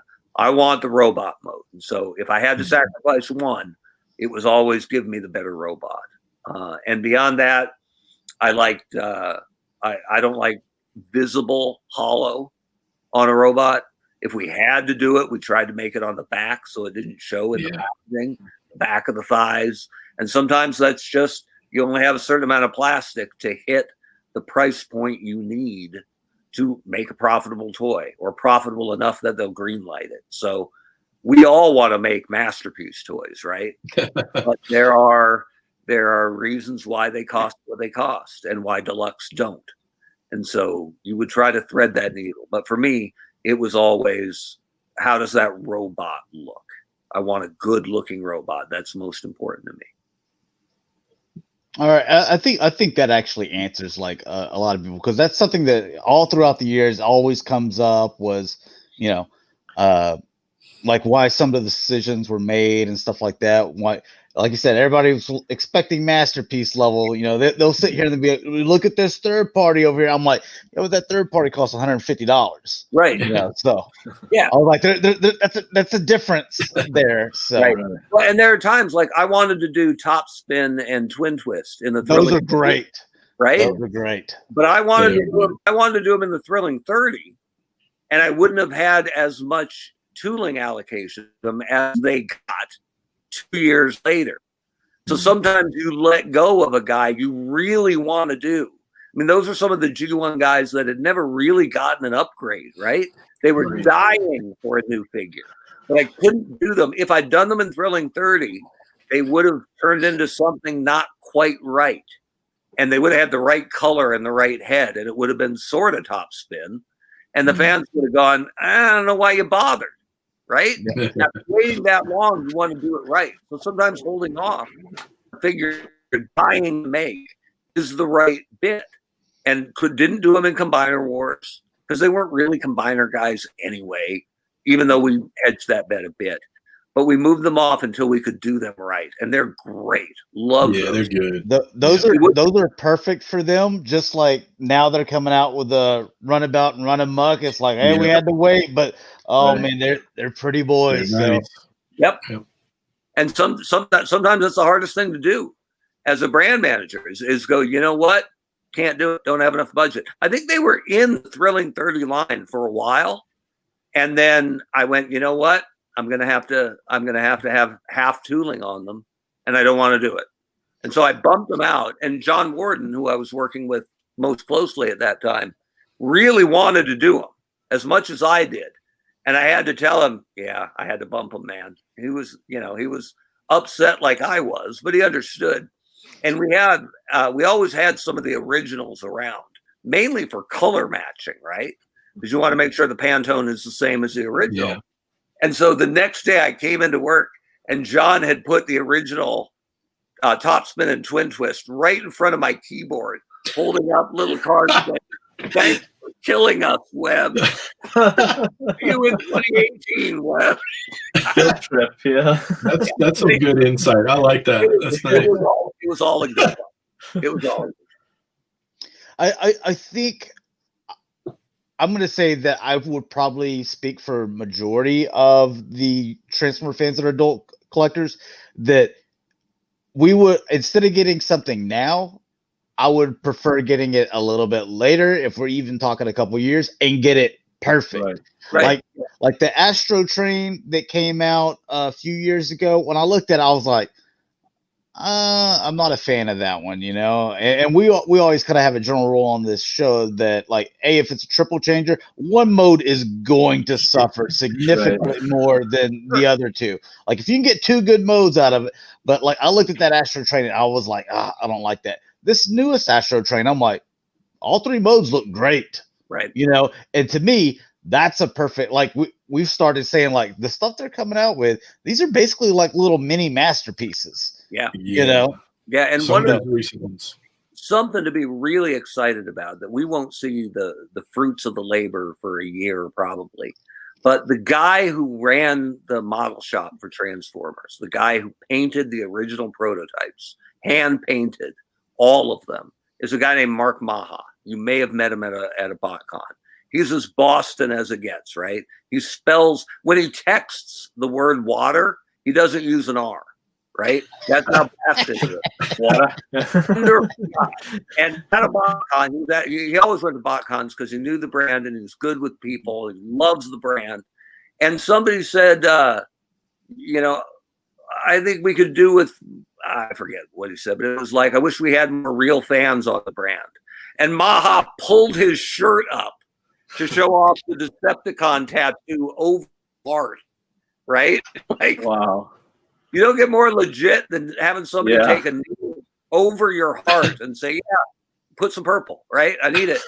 Anyway, he was the model shop guy. And that sounds like I'm talking down about him. He was maybe the most important guy on the whole brand because he made every prototype absolutely sing. And that's what the photos are taken of for the back of the packaging, right? So once in a while, if the packaging doesn't quite live up to the thing on the actual toy, that's Maha's fault. He's better than it. Anyway, he wanted to be a designer. He wanted to get out of the model shop and design new toys. And I think about a year ago, he got his wish. He got out of the model shop onto Transformers, his most important brand to him ever. I mean, he's got the tattoo to prove it. And now he's literally living the dream. For a great guy, a brilliant artist, and a huge fan. And we won't see his work probably for another year because that's the delay. That's how it works. Yeah. But man, there's a guy on the brand, and no slight to the other designers because I worked with great designers in my time. But to having Maha on the brand you're gonna reap the dividends of that, in about a year. Awesome. Sport, why don't you get the next one? And also let you guys know that we're probably not going to cover any of the new stuff. I'll just compact that onto the next show. So we're just going to basically do this interview and we'll finish up the show there. So because I'm kind of yappy. Yeah, I don't want it to feel like a San Diego Comic-Con show where it's like going 4 hours or something like that. So I think as a G.I. Joe fan, I'm jealous because you guys always have news on Transformers. There's always something new coming out. Yeah, we went dark for like 2 years. It's a hard time. Yeah.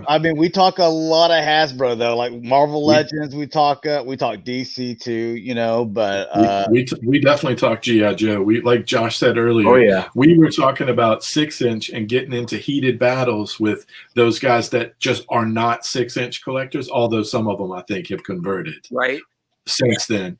But we got into some heated battles many times over 6-inch versus 3 3/4. I like them both. I like the vehicles, but I love what they're doing with classified. We even had a G.I. Joe.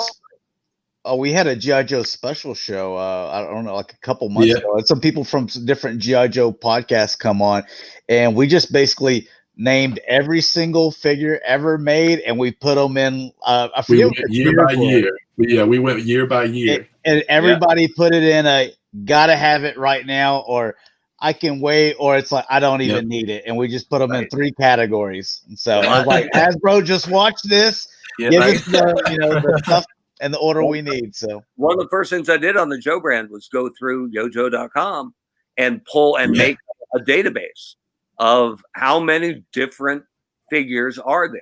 Like not every version, like there's 50 Snake Eyes.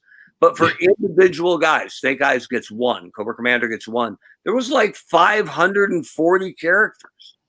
Like, it's ridiculous. Oh, it was a long show because I think we went over the. It was a long show. Well, it went quite a while. Even ones that just came with vehicles, we included them too. So. Yeah, there you go.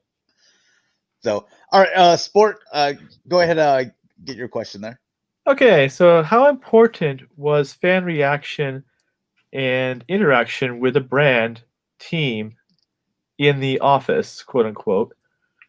Do you think there is a future for a Hasbro presence at a dedicated fan convention to return, such as JoeCon, BotCon, etc., under the current management? That was a PrimalSabbath question, obviously. Yeah. The current management, it's kind of come full circle because Jerry Javoine was the guy running the brand when I first joined. And then Jerry went up the ladder and sideways and up and sideways. And that's kind of how it works.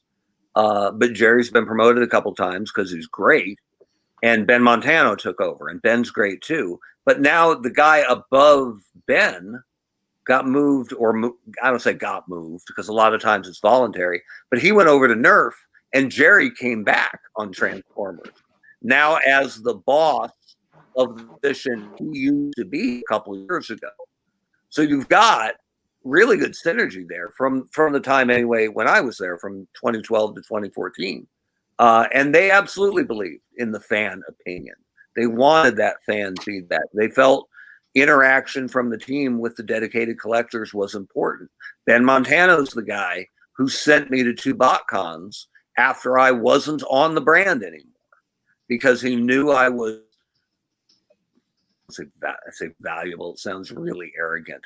He knew I truly, authentically enjoyed being at fan conventions, and that I loved talking to fans because I am a fan, and because I also got really good insight. I think you'd have to be incredibly arrogant to go, I got this, right? I don't need to listen to anything because I'm the man. Like, nobody's that good. So, and a lot of times, sometimes fans have ludicrous ideas, and you can just explain to them why it doesn't work. The fan who wants the 6-inch scale USS flag, right? It will cost as much as your car, and your, forget the garage, your driveway isn't enough. Right. So backyard. unless you have a boat garage or an airplane hangar, no. and not you're an idiot, but the conversation is that would be awesome. Like, I can only imagine how awesome that would be. But here's the reality of it, right? We want a 1-to-1 scale Unicron. Yeah, exactly. Right?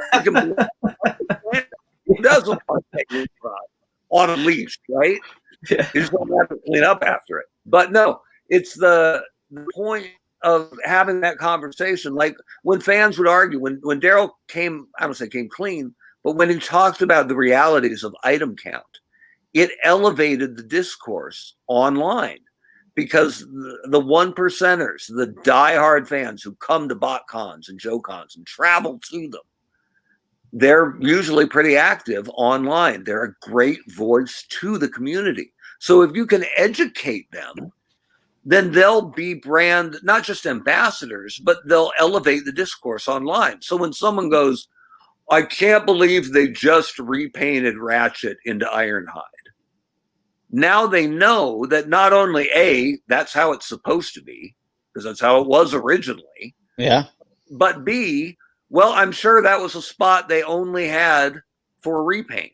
So if you want to say, I didn't want Ratchet, I wanted Blue Streak out of Prowl, now we're talking, because that's an actual decision that could have happened. But if they're like, oh, I didn't want Ratchet, I wanted Ape Face, well, that's totally apples and oranges. And so by pulling the curtain back a little bit and saying, here's how it actually works, now you have better suggestions coming from the fan community, because they're understanding the rules that Hasbro has to play within. So they get better. And now when fans go, yeah, I didn't want Ironhide, a fan will say, who's in the know, okay, well, which repaint did you want? Because if you're suggesting anything other than a repaint, it's a stupid answer. And now we have fans doing that because they were given, I'll say educated, they were given the information to have better discussions. And so there's a real value there.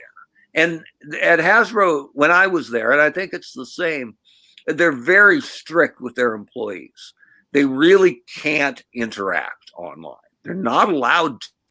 So It doesn't mean they don't look. It doesn't mean they aren't reading. They absolutely are reading. I read all the time.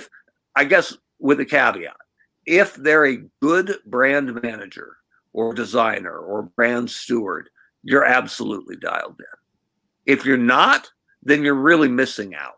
And that's one of the reasons why you're not that good, is because you don't think there's room to learn, or that there's value online. There's absolutely value online, and the good toy people get that. I think also with the toy collectors, you talk about, once they get educated, and hopefully this video is helping them with that, that it's more eye-opening, to where now in the future they can see, like, okay, I see how this process works. To me, it's a lot about, because I know you watch football too, as Arizona State, correct? Yeah. Yeah. So we did the UA. So it reminds me. It reminds me, if you remember, like 15 years ago when they first brought NFL over to London for them to play, and like the people they show up to the games, if someone would score a touchdown and they'd just be like, but whenever the point after attempt, whoa, and like whenever they were punting or kickoff, they would just go nuts, and it's like they didn't know all the rules. They're like, no, you're cheering because the team is punting. This is a bad thing. You don't want your player of the game to be the punter. This is not good. But like once they started understanding the rules and seeing like, okay, so this is actually how it's played, they're like, they dialed back on the point after attempts and got more excited about the touchdowns. It just once they had the information, they seem more intelligent now too. Yeah, so. It was the 1 year and the 1 week when punters got the best groupies, right? I hope they took advantage of that, man. I hope they did. It's a short ride. I'll tell you what, man. They go back over there. They need to bring some kickers over here because all the ones in the NFL right now are pretty terrible. All of them. Need some more. Let's not even go there. Yeah. I don't know one friend where they can look at their team and be like, I'm completely confident. Like even the Ravens kicker, whenever they're like, he's like makes 70 in a row, it's gonna be perfect. I remember Troy Aikman saying it's gonna be perfect. Joe Buck's like, we probably jinxed him. No, probably not. Wide to the left. Oh my gosh, yeah. That's it. Okay, let's see. Okay, here's one that Dakota had. How many hands does a figure concept pass through before it's approved?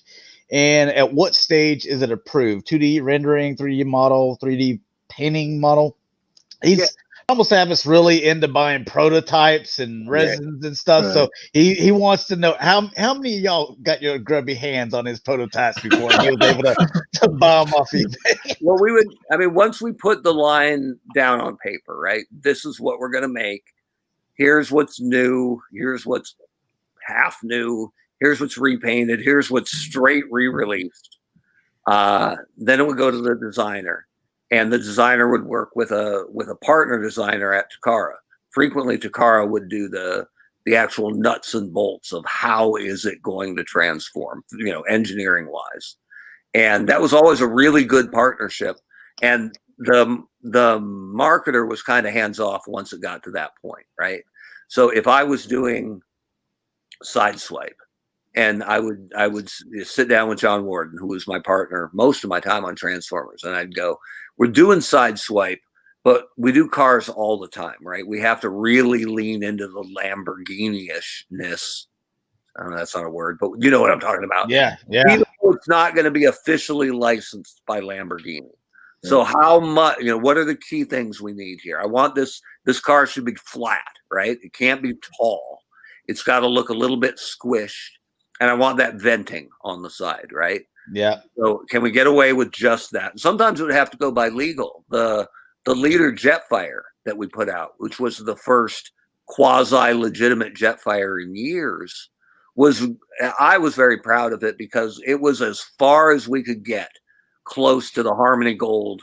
That's a beautiful design. Yeah. I loved it, and it was and anything it didn't have that the G1 guy had was because we couldn't go any further. Right. And we'd go back and forth, and they'd go, well, you can do stripes on a solid stripe on the wing, but not two. Okay. We'll take what we can get.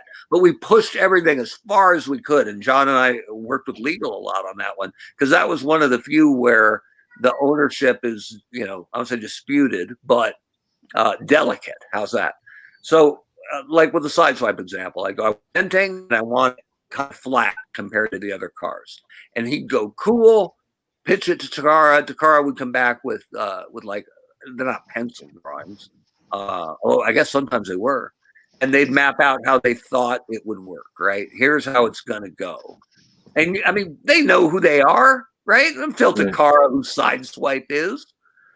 And once in a while, they'd go, well, we want to do it differently. We want the front of the card to become the back, not the chest. And we'd listen, and sometimes we go, you know what? That's cool. It's a different twist. We like it. And sometimes it's so iconic, we'd go, we can't have the front of the Lambo be the back of Sideswipe. It'll look weird. So if you have to do it, sometimes we go, let's change it. That's cool. Let's make it a different Autobot or a brand new Autobot. There's room to wiggle. But anyway, they'd go back and forth.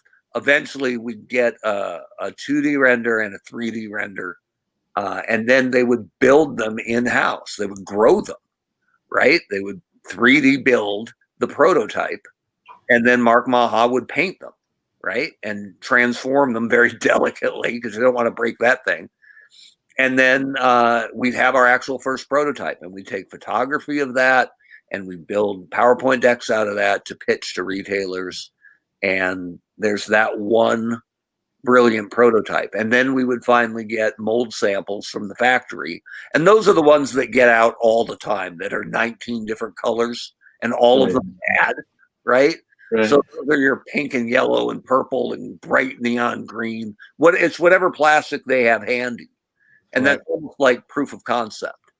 And so we get those in, and those are important to test to make sure they transform well, right? You've always seen, we all have them, guys that snuck through that process, or, it is a bit of a sliding scale from a guy that transforms perfectly to a guy whose shoulders just don't quite fit right. So that's the job of that. And there's several of those. And then once we approved that or made changes to it, then we would get, I think it was every Thursday, it was a great day, is when we would go over the packaged samples. And we'd get like 5 or 6 of each new guy for that wave. And a bunch of people would sit around the table and just crack them all open and change them and play with them. And we'd all make notes, and then a master list would go back, and it would be, most of it would be good by that stage. But once in a while it would be, hey, we got 2 left feet on Brawn, or, which probably suits Brawn, or the left rear wheel is sticky on gears, right? On all 6 samples. So obviously there's a problem there. Right. And then and then after that, the next thing we get is production. And that's the same one that most of us buy off the shelves. So, all told, there's probably 5 or 6 steps, but there's a lot of different hands, because when they came in, it wasn't like one guy changed it from robot to vehicle and then back to robot and went, okay, good. You actually had multiple people doing that to the same toy, but not the same toy in my hand, but we all had a Sunstreaker.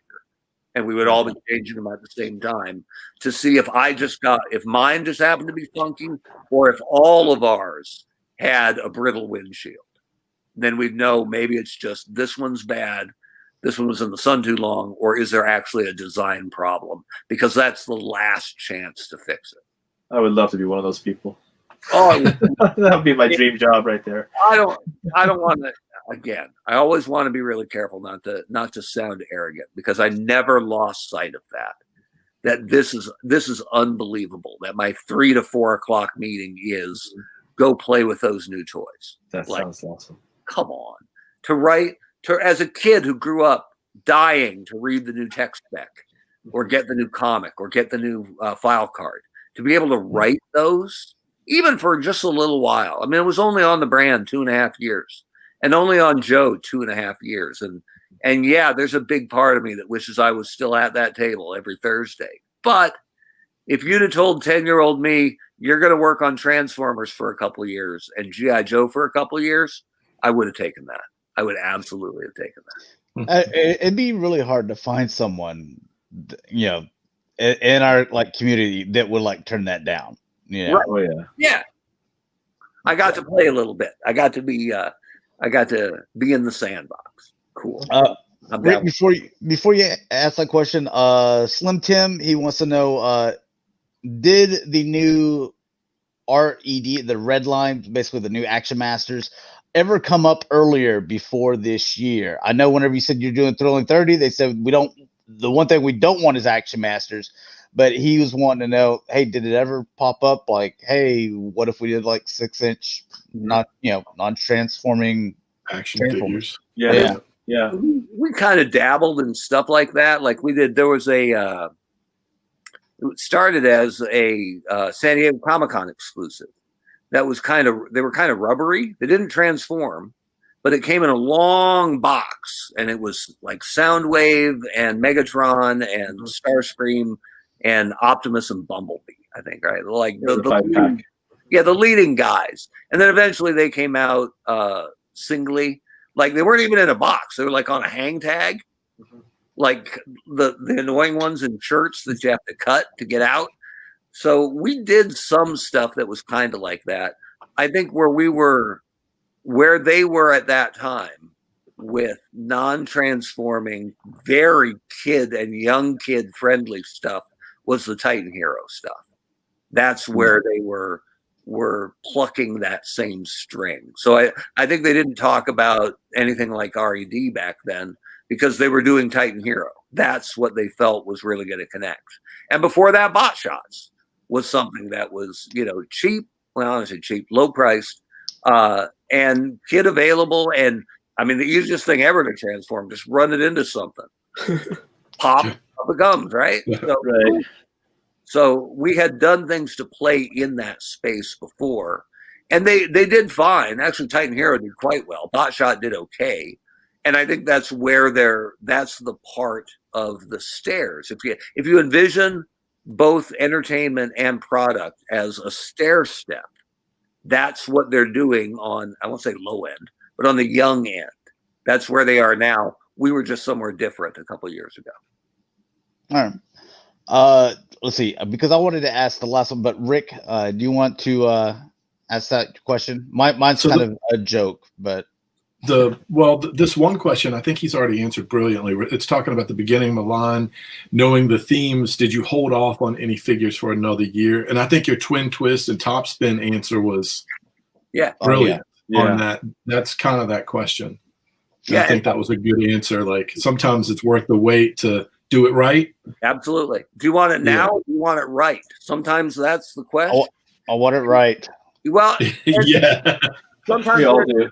Sometimes there's an advantage to going now, right? Like if I know Top Spin is going to be a big part of the new animation in January, I might have to have them on shelf, right? Sometimes there are legit reasons for it, but by and large, just like I like a better robot than a better vehicle, if I have to pick, I'd rather do it right than do it now. But sometimes, gotta do it now. You kind of touched on this earlier as well about like having to get the naming rights and stuff because they haven't used it. So how often does that come into play? It was like the timing's not right because we want to do it right. We need to push it a year or two, and we can do it right. Because with the parts and stuff. But it's like if we don't do it now, then that name. We might just lose those names. Right. That's what I would start every year's brainstorm process of, was working with legal and saying what expires if we don't make a figure next year or the year that we're working on, right? And they'd give me a whole list of them, and I'd go, well, here's what we can't lose. Can't lose Jazz, right? Can't lose Shockwave. Can't lose Skywarp because he's my boy. Right. And then there's other ones where it's like, I'd like to keep it. We don't have to. Or what's likely to get stolen if we leave it out there? Or what would translate to a different toy? There might be somebody die with a thing that claps loud and they want to call it Thundercracker. Right. It has nothing to do with Transformers. But if we leave it unprotected, we might lose it for a long, long time, maybe forever. So that's what I would start with. What can't we afford to lose? There's a funny story that the Transformers, well, not Transformers pack, but the pack we talked about that came with an Autobot and came with Micronauts and came with a Visionary and that whole thing. We had a Duke figure for that, 100% ready to go because Duke's the guy, right? Right. So Duke was going to be the G.I. Joe representative in that box. And then last second, legal came to us and said, oh my God, we screwed up. We're going to lose Roadblock as a name. And I'm like, well, we can't lose Roadblock. At that point, that was The Rock, right? And who knew, maybe he might be coming back for a third movie that kept getting pushed out. So we can't lose Roadblock. That's like losing Bumblebee. You gotta have it. So at the last second, we put in a Roadblock that had been shown but canceled. That was from the Renegades line. Renegades, right? Yeah. And this goes back to make all the Seekers. If you're going to make the Seekers, make all the Seekers. Yeah, exactly. We never got that Roadblock out. Yeah. And so with limited time to create something new, I said, you know what? We'll just grab that Roadblock. Even though Renegades isn't on the air anymore, it protects the name, and it's a figure that fans are dying for. Exactly. Probably wouldn't do much at regular retail, right? A regular fan is not going to look at Mutton Shop kind of, I don't say portly, but a little bit round Roadblock and go, Mommy, that's what I have to have, right? So we'll put it in this pack. We're making good on a figure fans had seen a great image of, I think, and we're protecting the Roadblock name. So a lot of it's funny how much we've talked about in the decision-making process is based on names and trademarks. That's smart, though. That's so smart. And it's the front end of it, right? Because you don't want to figure that out later, right? What's the point of making a great line and then finding out the names you have to use?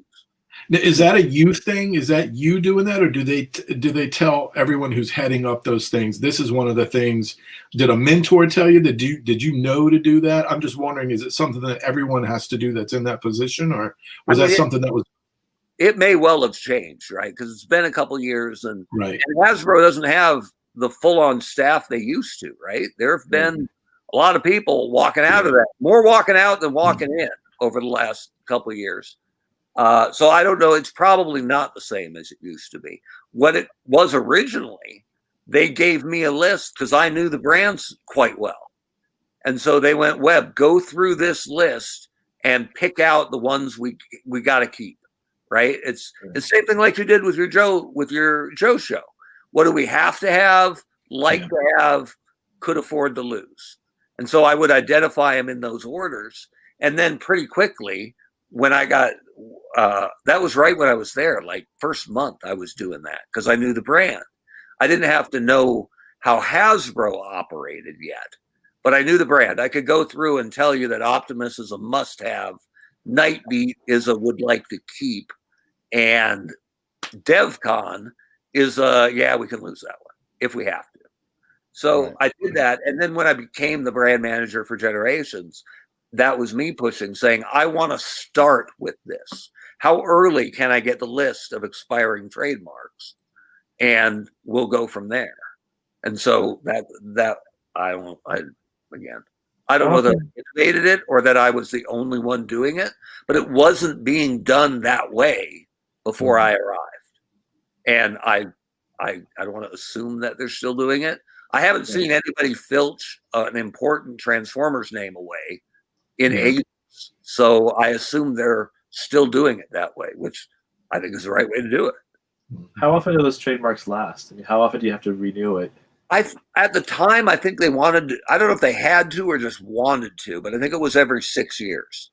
So if you haven't made a name in like 6 years, it's maybe going to expire or open to challenge. Maybe it might have been like open to challenge, but it's so hard to get something done quickly that you wanted to get it buttoned up. You never wanted to reach that stage. Right. So Hasbro Takara, was it 87? So about 33 years. You may want to re-up on that Minerva name. Yeah, maybe. Probably, yeah. and I mean, there's ones that nobody's gonna take, like Blue Bacchus or something like that. I mean, I don't even know if I'm pronouncing that right. And there were ways sometimes to get around something they said you couldn't have. So when I'd put in a trademark for a G.I. Joe character, I would say, they give you 3 options. So I'd say, what I want is Stalker. Find out if I can still use Stalker. And if I can't use Stalker, can I use Sergeant Stalker? Yeah. And if that doesn't work, can I use Lonzo Stalker Wilkinson? Right? Right. And I think each one is a drop down from where you want to be. But I think all three are valuable if you want and acceptable to the fans. Because the fans know, right? But once you get down to quick slinger for slingshot, if I can't get slingshot and I can't get aerial bot slingshot and I can't get Autobot slingshot, and the best they can give me is quick slinger, that's approved. Like that's when you move on, right? Pick a different figure. And you had the was it this one was yours as well, wasn't it? The Dark Shadow, or is it Black Shadow? Black Shadow, yeah. Black Shadow. So they changed, had to change the name a little bit on that one, but I mean, like, close enough. And that's why I'm like, Blue Bacchus, so he can have his little buddy there.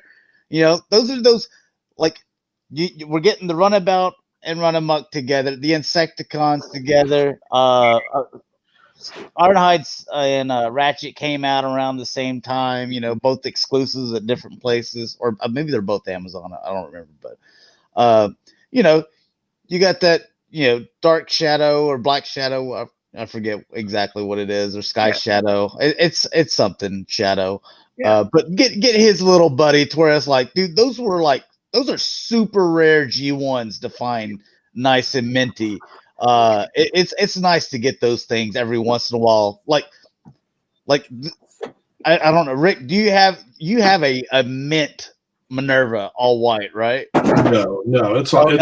You're still looking for one. I've got a lot of stuff. I'm only missing a few, and she's one of them. And I won't buy. I've had a bunch that I could have bought, and I don't want it unless it's perfect, and the price can't be just so crazy that it's just absurd. And I haven't found the right right one yet. A Sky Shadow sighting. Yep. Over there. Yeah. Sky Shadow. Yep. It's gorgeous. I like a great toy. Yeah, love that one. That was a great tooling on that one too. Oh yeah. Yeah, and it shows where you can take. Sometimes if the character isn't marquee level, but the toy is great, doesn't matter, right? Like, this toy, this release here really made me fall in love with this character. Right? That's so well done. A good point from an earlier question, not to go backwards, but something I did push for that I never got. And one of the reasons I created that leader class is I wanted to make Tarn so badly. Yeah. Oh, I wish you would. I didn't need all of them, right? Because I think there's really diminishing returns on the DJD, but Tarn is glorious. Yes. I was hoping to get to him at the leader scale because I think he has to be leader scale. And I wasn't on the brand long enough to get that done. And you have to start with a new scale. You got to start with hits, right? Because if it doesn't sing right away, retailers won't want it and you'll lose the push internally. That's why we started with Megatron and with Jetfire. Like, it has to sing. And so whether or not you ever accept Megatron as a tank, that's the reality now. It's never going to be a firearm again. But to do a tank that's as silver as the first Megatron you ever saw and make an Armada version in case that's your jam, I thought those were important. And I think choosing those right, the really excellent design that John Warden did on them, is what has us enjoying leader class, and what's gone beyond now to what's the Skylinks? Is that Commander class now? Yeah. So now they've got these toys. Yeah. The Skylinks is incredible. There you go. Now we've got like a $75 intermediate space for the Skylinks type guy, and that's great. I love that. I had nothing to do with that, but I dig it. Yeah. Let's see. We got a couple questions here in the chat.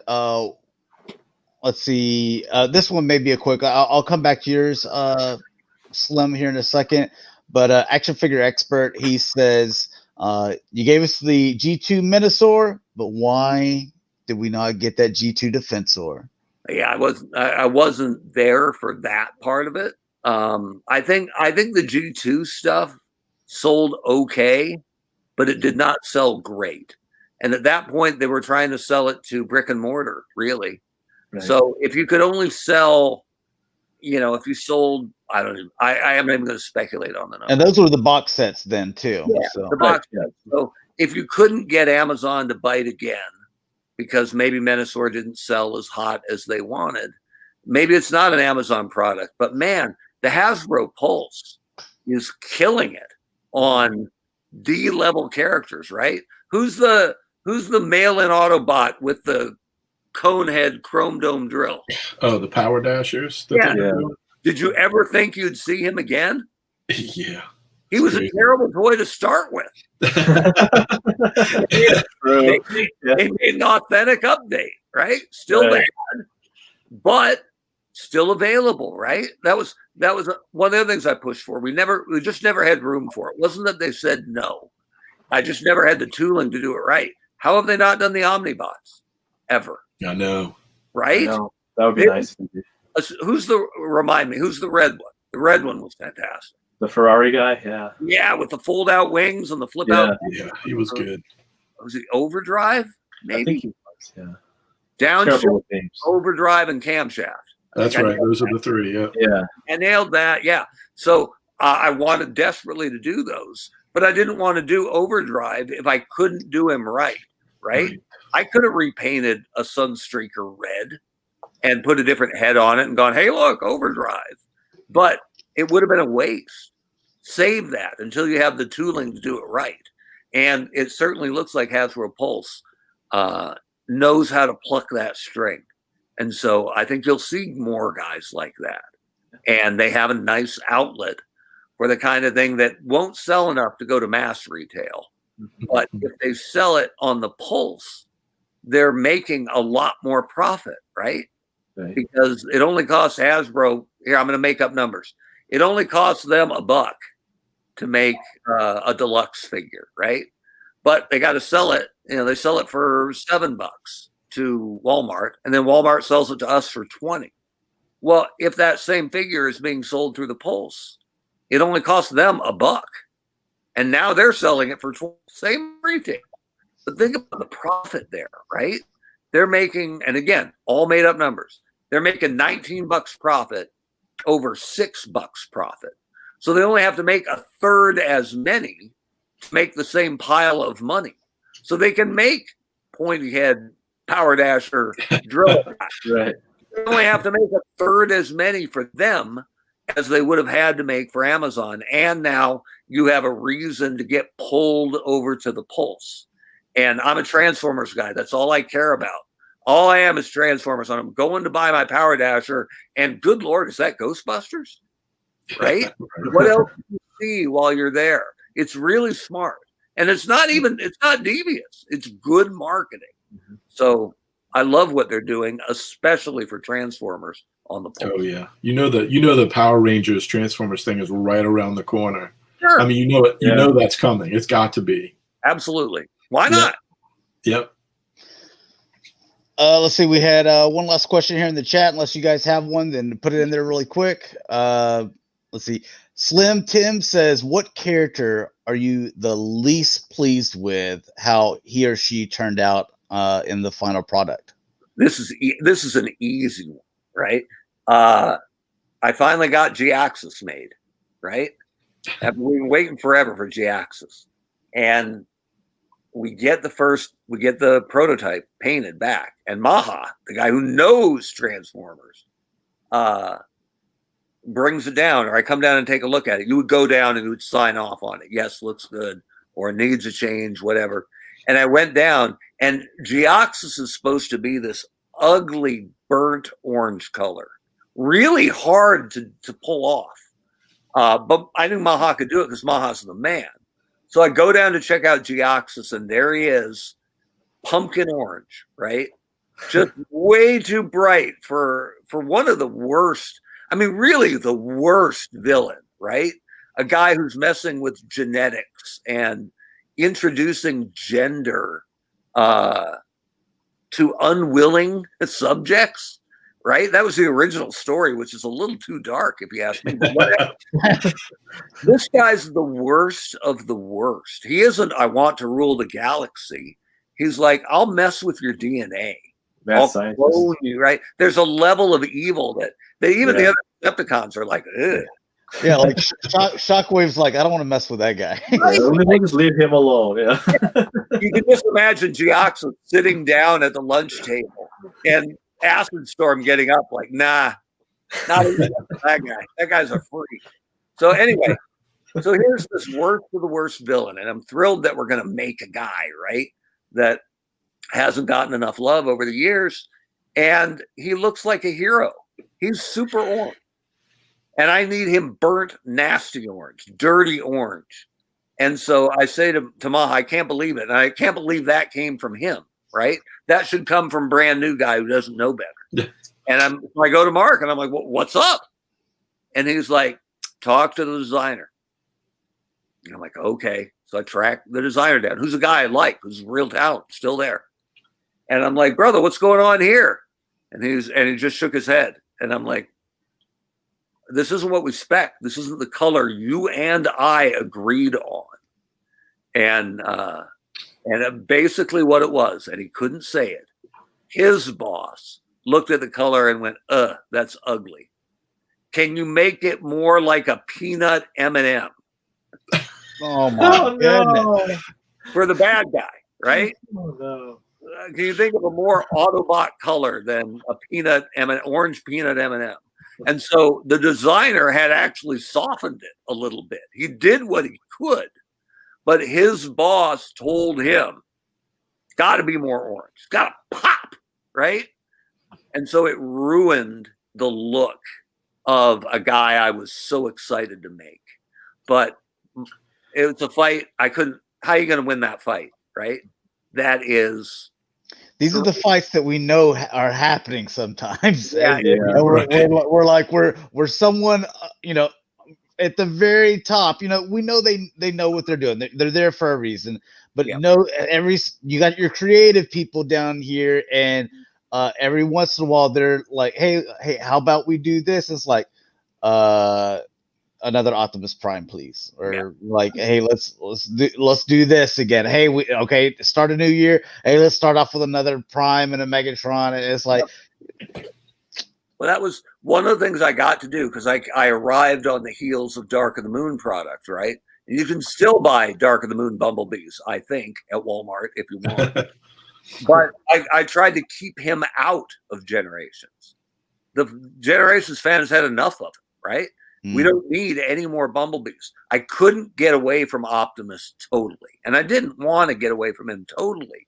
But I heard in enough line reviews, a guy would push out a beautiful line and he'd hear, I don't see Optimus. And so that's why when I put together Combiner Wars, the Voyager guy was always the key guy you needed for that line, right? So I had Silverbolt as the first Voyager in Combiner Wars to go with the aerial bots, the deluxe ones, 3 of them anyway, coming out at the same time. And I made Optimus a Combiner Wars figure to go in that same wave. So when I was pitching Combiner Wars, which I was ready to defend with a knife, I put Optimus in wave 1. So if there was any jabroni in the room who was going to say, I don't see Optimus, I'm going to lead with Optimus. And guess what? In that same mold is Motormaster's head, right? So it wasn't Optimus turned into Motormaster. That's what it looks like because of the order they were revealed and the order they were announced. That was, I got to make Motormaster. But if I make a Prime version of him, I'm sharing that tooling, and they sculpt both heads at the same time. So when they're actually creating the physical Optimus toys, they're just closing off that cavity. So no plastic in the mold is going to the Motormaster head. And then 2 months later, when it's time to make Motormaster, they just flip that switch. And now we're making Motormaster. But I've made 2 figures out of 1 mold, 1 tooling charge. And I made the Optimus that the average fan is going to love. the diehard fan is maybe going to buy begrudgingly, but then the diehards are happy for Motormaster later. And then the following year, when Combiner Wars gets extended 6 months, I go, you know what? I'm putting that Optimus out again, but I'm going to make him white Optimus, the Ultra Magnus version of Optimus. And he'll become the middle, because that's another. If I'd have just put out red Optimus again, wouldn't have sold as well. Right. Because no people aren't buying that twice. It wouldn't have. Now here's the deal: wouldn't have cost me an item count, because it would have been a straight re-release. But it was worth it to paint him white and put out that kind of kitschy version of Optimus Magnus, and have him be the heart of what we call him, Optimus Maximus. So those are all some of the games that you play internally to try to get your vision out to retail. Yep. It's nice to hear confirmation of that. Well, we just said it last week. We had this conversation, and I remember saying, I bet this is what they do. And we've all played that game in some, whether it's a toy place or wherever it is on the job. You know what you have to do with your boss to keep people happy, but you still want to make sure that you're keeping the fans happy, and you got a little bit of creativity, and you're in a position where maybe you haven't seen this character in 30 years. You want to try to get it in the line. Yeah. It's a juggling act. It sounds like just a complete juggling. And there's room for all of that. There's room for the C-level character that's never gotten an update. Fine. But you better have Prowl or right. The important next A-listers. Got to have a villain, but not too many villains, because heroes always outsell villains. So some Decepticons, but not too many. You don't want to have all cars. You don't want to have all jets. You can't. I mean, you could have 5 different guys, but if they're all red, what's that look like on the peg, right? There's a lot to it, and there's no one right way to do it. But aside from writing file cards and tech specs, the part of and meeting fans and talking with fans, because I'm a fan, the thing I loved most was sitting down and cracking the knuckles, right, and going, all right, how am I going to build this? How am I going to make it? Not only because 2 levels, how's it going to look on the pegs? How's the color going to match? Do I have too many villains? Can I push that guy back? If I push Air Raid, by pushing Air Raid out of Wave 1 of Deluxe to Wave 2, we were able to reuse most of the tooling of one of the other aerial bots because they wouldn't be in production at the same time, right? I couldn't have made Air Raid a partial retool of, I don't know, Fireflight or Firefly. We had to call him Firefly because we had Firefly. And by the way, call him Firefly. I re-upped that trademark for G.I. Joe to use. Right? Nice. See? Shockwave. Yeah. Use a Joe. Anyway, I wouldn't have been able to make Air Raid as a reuse. He would have had to have been an original tool if all 4 aerial bots came out at the same time. So by putting him in Wave 2, now he's a reuse. Still costs me an item, but I'm saving tooling money. So now down the road, there's a guy who would have been a half tool who gets to be brand new because of me delaying Air Raid 3 months. So it is a hell of a Tetris game. But it's fun and to do and you know what? It's hard to do it really well. I think it can be done okay by lots of people, but it's hard to get it done well. And I took a lot of pride in that. Like I like to think, especially on Joe, when I would get 4 or 5 items for the year, that I would go, no pressure there. Yeah. Well, 4 new items. Guess what? 1 single pack figure or 1 7-pack of figures, they both cost 1 item. So you know where I'm going with that, right? Yeah. Let's make some 3-packs, right? Right. Yeah. So anyway, I loved that portion of the job, and I think I did a good job with it. I had one final question, and it's just something that I've been telling these guys since 2012 that Masterpiece G1 Galvatron, it's around the corner, guys. It's got to be coming out here pretty soon. If you were a betting man, and these guys, the chat, they've let me extend this every year since 2012 to where now they meme on me and joke on me and they're like, and Rick always says like, hey, as far as predictions go, we get a lot of these predictions right every single year with like what's going to be the San Diego Comic-Con, what's this coming out and stuff. And he was like, but man, when we throw Josh's masterpiece Galvatron prediction in there, our percentage starts dipping because we're getting hit every single year for the past 8 years. So if you were a bet man, do you think it may come out in 2021? Because I'm just like, what are you waiting on? Right? Is it one of those like we want it to be perfect? Because well, let me first say that I have zero inside knowledge. Right? Okay. I still have a lot of contacts and a lot of really good friends at Hasbro, but because they are good friends, I never ask them stuff they can't or shouldn't say. So I never, ever push. And as a fan, I like being surprised too. So you phrased it as if you're a betting man. Well, if you're betting on it, you're 0 for 8 here, right?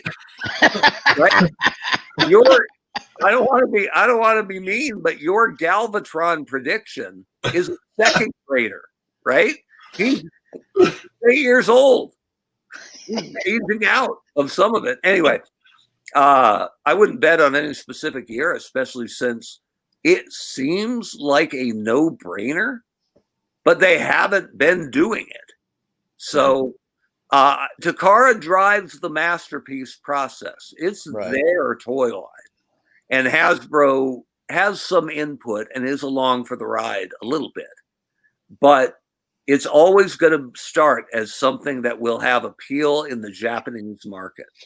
So I don't know. I would assume that G1 Galvatron would be fine.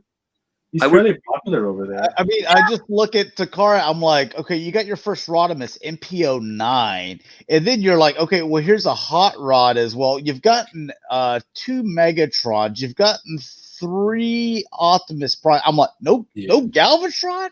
Right. I mean, and as far as Japanese goes, like, and like Galvatron is the dude. Yeah. Or, especially with a lot of that season 3, you had a lot of the Japanese, studios doing the animation and stuff, especially Call of the Primitives, which is the best animated episode in G1, in my opinion. Are they going back and remaking the Seeker again? Yes. Starscream's next, isn't he? Coming up shortly. He'll sell fine, but wouldn't you rather invest that tooling in Galvatron? Something I would. Yeah. I think one thing that's on Josh's side is when they did MP44, they upped the price point, but they also had a lot of electronics in him. He's got some voice chips, and the electronics on that is well done. You can cycle through and go to the American version with Peter Cullen or the other. And I feel like that might be a step in the direction to put out a Galvatron that maybe they have a high expectation on. Because I think they're going to do electronics when they do Galvatron. Yeah, and I always looked at the let's see, with the let's say whenever you did Lambor or whatever Sideswipe, you're getting the Lamborghini license, so it's got to be approved to look that way. Whenever you did the Nissan, the Datsun, it has to look that way because it's a specific art. You have to get the license, so it has to be accurate. With Galvatron, Scourge, Clonus, all these guys, they're Hasbro's own designs, and that season, the movie, really kicked off whenever Hasbro, started doing their own stuff and Let's Die cloning. I'm like, they're their own design, so if they need to change it a little bit, they're able to do that because they don't have to be licensed by anyone. Right. It seems like these should be the easiest characters to do. Well, and they're doing, I was thinking, is it possible there's a licensing aspect there? But HasLab is doing Unicron straight from the film, so it doesn't seem like that's the holdup. The only reservation I would have had about Masterpiece Galvatron, because I think he's a great character, and they've drilled pretty deep into their A and even B level characters, is that his vehicle mode is not terribly compelling, right? He was a kind of wonky looking space cannon. Yeah. And it worked in animation and on the screen okay. But, if I have a Galvatron Masterpiece, is anybody displaying him in cannon mode? No, he looks too great in robot mode though. And maybe that's where that's why Masterpiece is the best. is they don't sacrifice some of it of the licensing, right? It can't be a wonky looking Lamborghini. It has to be a perfect Lamborghini and a perfect robot. The Lamborghini part for the licensing aspect, because Lambo has to sign off on it. But the robot has to look great for the fans to sign up to pay that amount of coin for your toy. So maybe that's where the Galvatron, the robot, could be absolutely as ridiculous as you could ever want, because you have a little bit of artistic license on the cannon. But because the cannon itself is not iconic, maybe that's what's holding up his inclusion in the Masterpiece line, that he has one mode that's clearly superior. I love him, but Art Hearn makes a good point. He says, I'm surprised they haven't put out a blaster with all the money they could just make from the cassette bots like Soundwave. Like, start printing money. Yeah, I'm surprised you haven't got a blaster. When the last time they did blaster, was the Autobot blaster, I think? Were they able to get around it? I bet that's a hard name to get. Well, they just released the G1 blasters in Walmart right now. I didn't even look at the thing. Does it just say blaster, or does it say Autobot blaster? I can check. Somebody knows. Somebody in the comments knows. I'd be surprised if it's just blaster. Because think about how many, not even just toys. It says Autobot blaster. There. So that's as close as they could get, which is not bad. Yeah. But somebody out there has blaster locked down from a trademark standpoint. So I don't know if that would hold up to Kara or not. I don't think it would affect sales one. No. You got Siege coming out, or Earthrise is about to hit Netflix, I think, this month, and Galvatron's in it, and he's going to be in the main line. Is he part of Kingdom? So I mean, like, everything is lining up, Josh. This could be your year. And all the little third-party companies that are coming out with all these Galvatrons right now. I'm like, they see he's coming, boys. Right. I'm confirming on this show right now. 2021 MP G1 Galvatron, he's a coming, boys. So. Mark it down. You heard it here first. Bet the house. Back. Don't do 2012. I've got people that have been watching since 2012. They've lost their job, car. They've got 4 mortgages on their house. On you. You did that. Keep messing up our batting average. Eventually, he's going to hit a home run, right? I mean, I was telling my father about this. I went to eat lunch with him, and I was like, "It's like the worst bet in Vegas is like you put $10 down, you lose. So the next bet you put 20, you lose. So you put 40. You just keep doubling. But the thing is, what if you lose 20 times in a row? And you're like thousands of dollars in debt. Yeah. Like it's a foolproof system as long as you got unlimited funds. Because you only got there we go. Yeah. All right. This looks like a good place to end, unless you guys have anything else. I mean, we've been going about 2.5 hours. I just have one little question. Okay. If you don't mind. GoBots.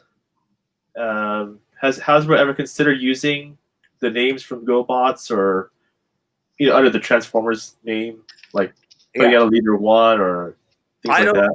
I don't think they would ever put it under the Transformers name, right? But I made a soft pitch on that, saying it'd be really cool just to do a retro GoBots line. It'd only have to be like 6 figures, maybe. And it wasn't like hell no, but the answer was like not now. So not impossible. They didn't kill it like, oh God, no, not GoBots, not ever.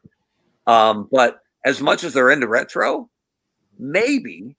I think where it gets tricky though is it was the main competition, right, for Transformers at one time. So yeah, Tonka. I mean, if you bought your competition, which they pretty much did, would you want to bring it back, right? Like it'd be like, I don't know if you guys like wrestling at all, but that'd be like WWE putting out a WCW brand now, right? That's their competition. They beat them and they bought them.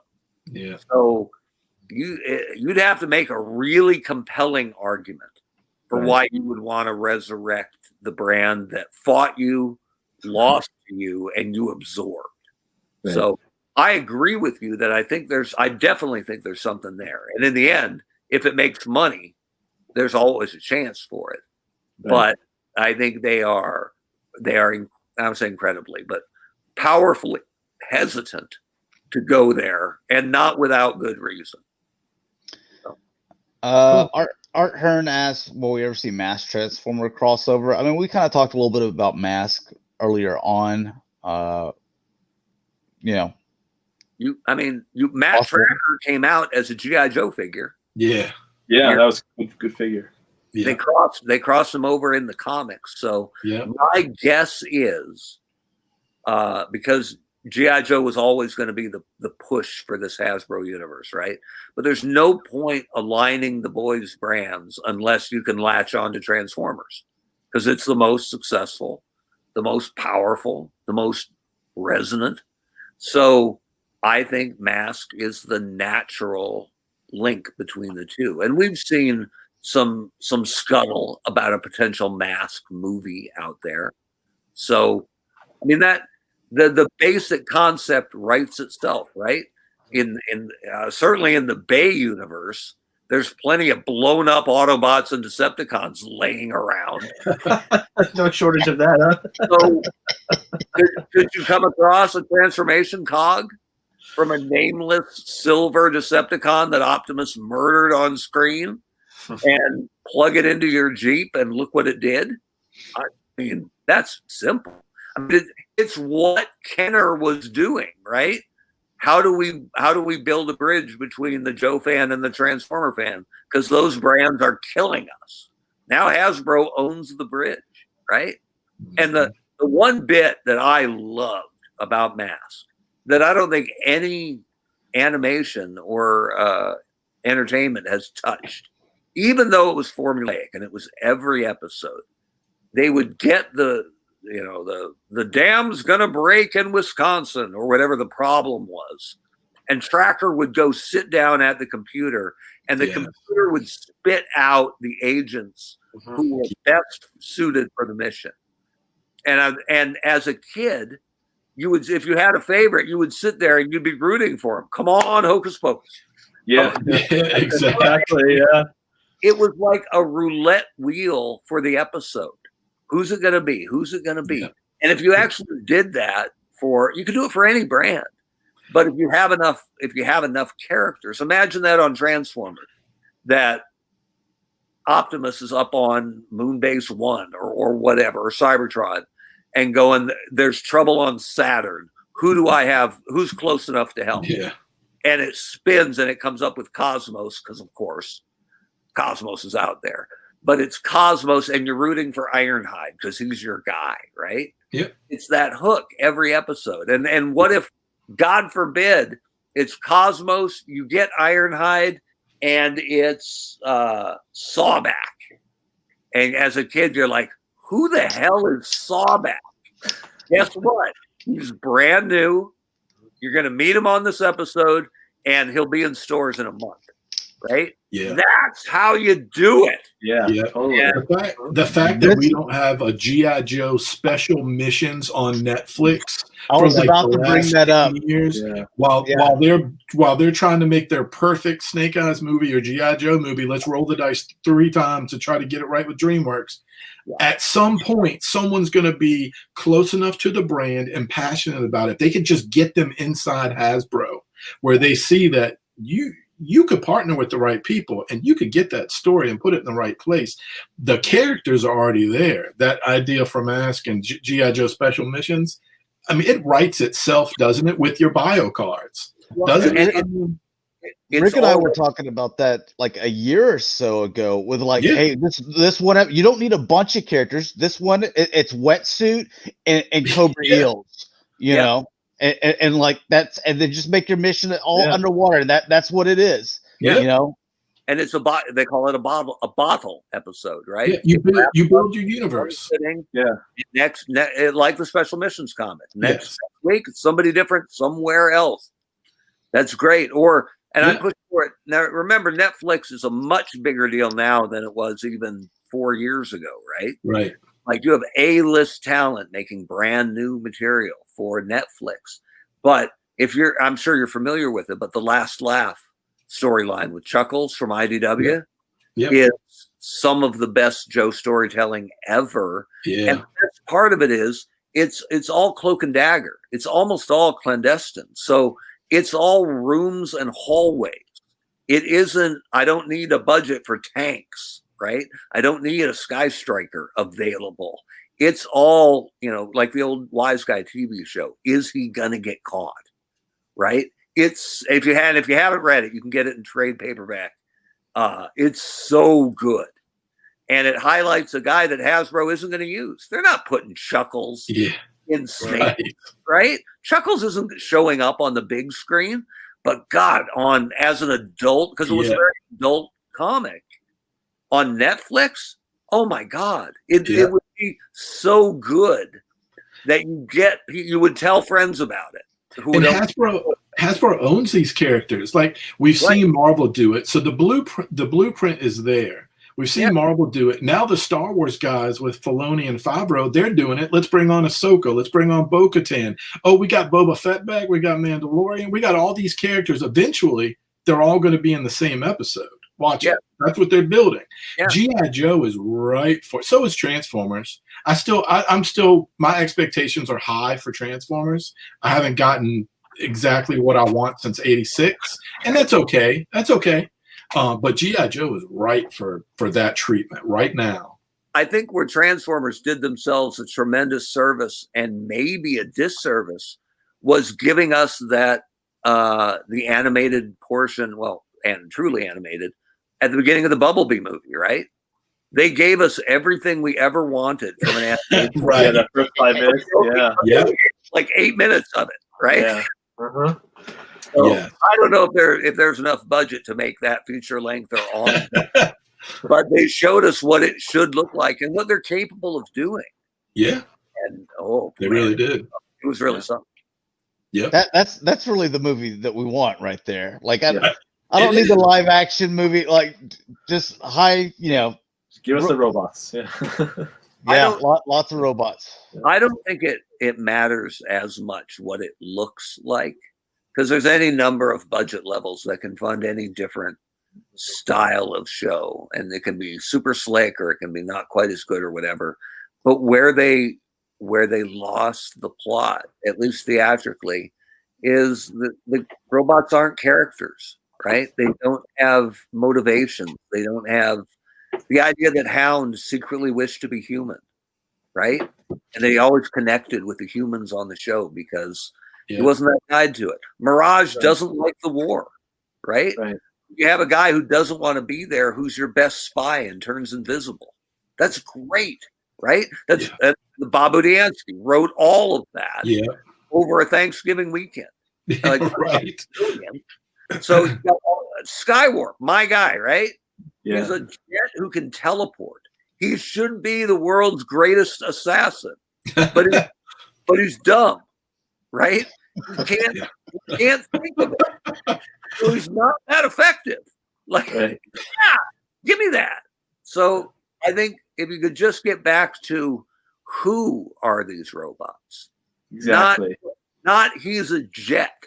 Not he's a truck. No, he isn't. That's what he turns into. And in the film, the feature films, it's transitory. They can rescan something and be something else. Who is Ironhide, right? Why should you? And then when they die, who cares? Right? Why is Barricade so angry? I want to know. That's storytelling. And it's the same reason overall that tech specs are gone and that G.I. Joe file cards have shrunk down to nothing because they just have lost the value in that brilliant storytelling. And the original toys were great to play with, but it was the story that kept us hooked. Yep. They really fleshed out the characters. Yeah. Absolutely. Yeah. Why do you care? It's like Walking Dead got eventually. Do you care when the characters are in peril if you don't care about the characters anymore? No. Yeah. And it's surprising because once we lost Glenn, then once Glenn was gone.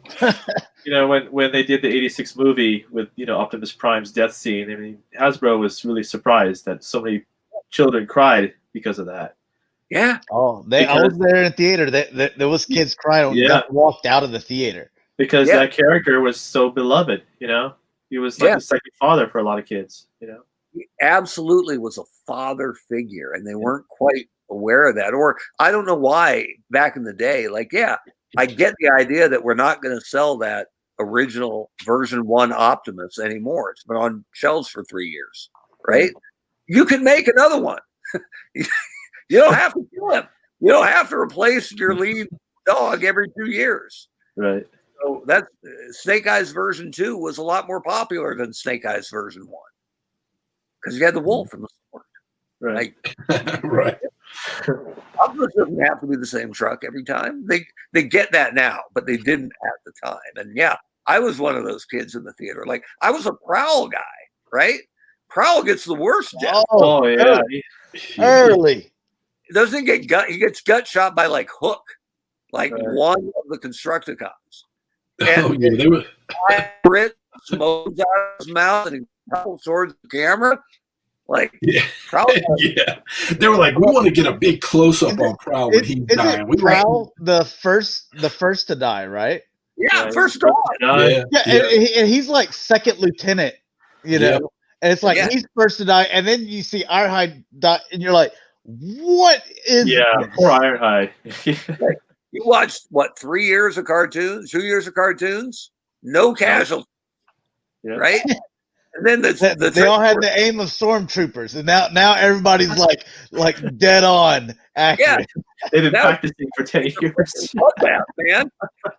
I mean, but look how impactful it was, and that's still isn't it one of the most successful toy commercials ever made? The '86 movie. I mean, the soundtrack is great, the animation is great, voice acting.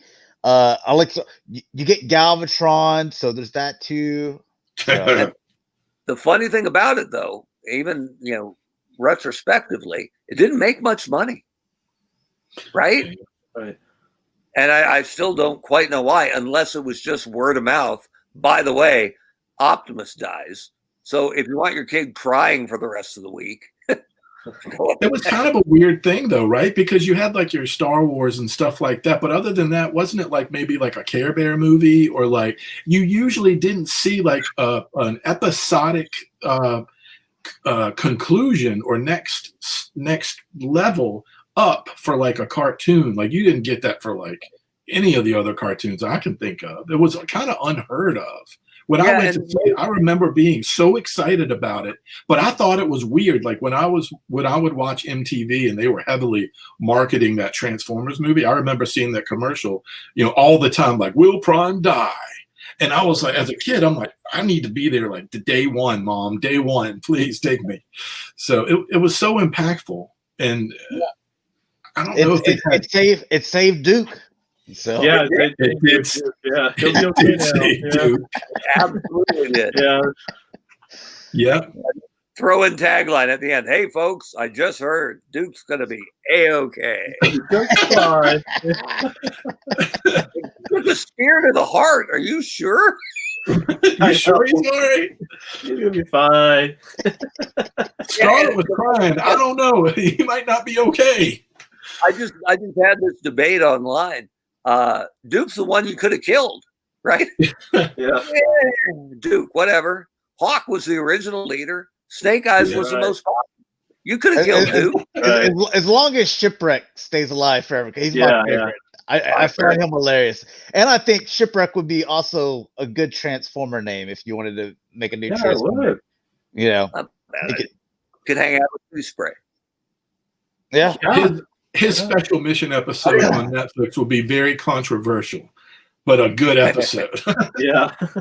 What would have been funny is if Hasbro had put out the Joe movie first and had Duke die and went, see, no big deal. And then brought out Transformers and been completely unprepared for the violent Prime Death backlash. Yeah, I mean, they did bring them back a couple times in season 3, which didn't make sense because they brought them back and then they lost them and then he went to the sun and then they brought them back again. I think it was either 2 or 3 times they brought them back during season 3. Yeah. They brought him back as a zombie. Yeah. And that was horrible too. And he died again. And then somehow his body survived that explosion and they rebuilt him. And then one time he flew into the sun. Yeah. And he's the Jean Grey Autobot. Yeah. He's a Phoenix. All right. Well, let's wrap this up, guys. Almost 3 hours. So I originally emailed Mark. I'm like, we only need like 30, 45 minutes of your time. Thank you, though. Thank you, Mark. All right. So, I can't hear Mark. I'm happy, but I'm normally Joe. Did I drop out? Yeah, I lost you for a moment there. Did I drop out, or am I still good? All right, I'm normally talking Joe, right? I haven't talked Transformers in quite some time, and obviously I still care and I dig it, and I think they're doing really good work. So I'm excited to see where the brand heads. All right, let's go outros real quick and make sure. First off, Mark, where can people find you? You got your podcast. That way they can all go there and check you out and see what times you're available. Yeah, check out. I'm one of 3 co-hosts on What's on Joe Mind, the longest-running G.I. Joe podcast with Mike Irizarry and Joe Colton. So you can find us on Facebook, and you can find us live streaming every Friday night at 9 o'clock Eastern. All right, and Rick, where can people find you, man? Yeah, you can find me on Twitter and Instagram as Shatrdglassjazz. Sport. You can find me here on YouTube as Sportimus and on Twitter and Instagram as Sportimus Prime. And you can find me, G1Xtron, on Twitter, YouTube, Instagram, and Facebook page is the G1Xtron. So thanks a lot for watching, guys. Hopefully you enjoyed, and we'll see you in a couple of weeks.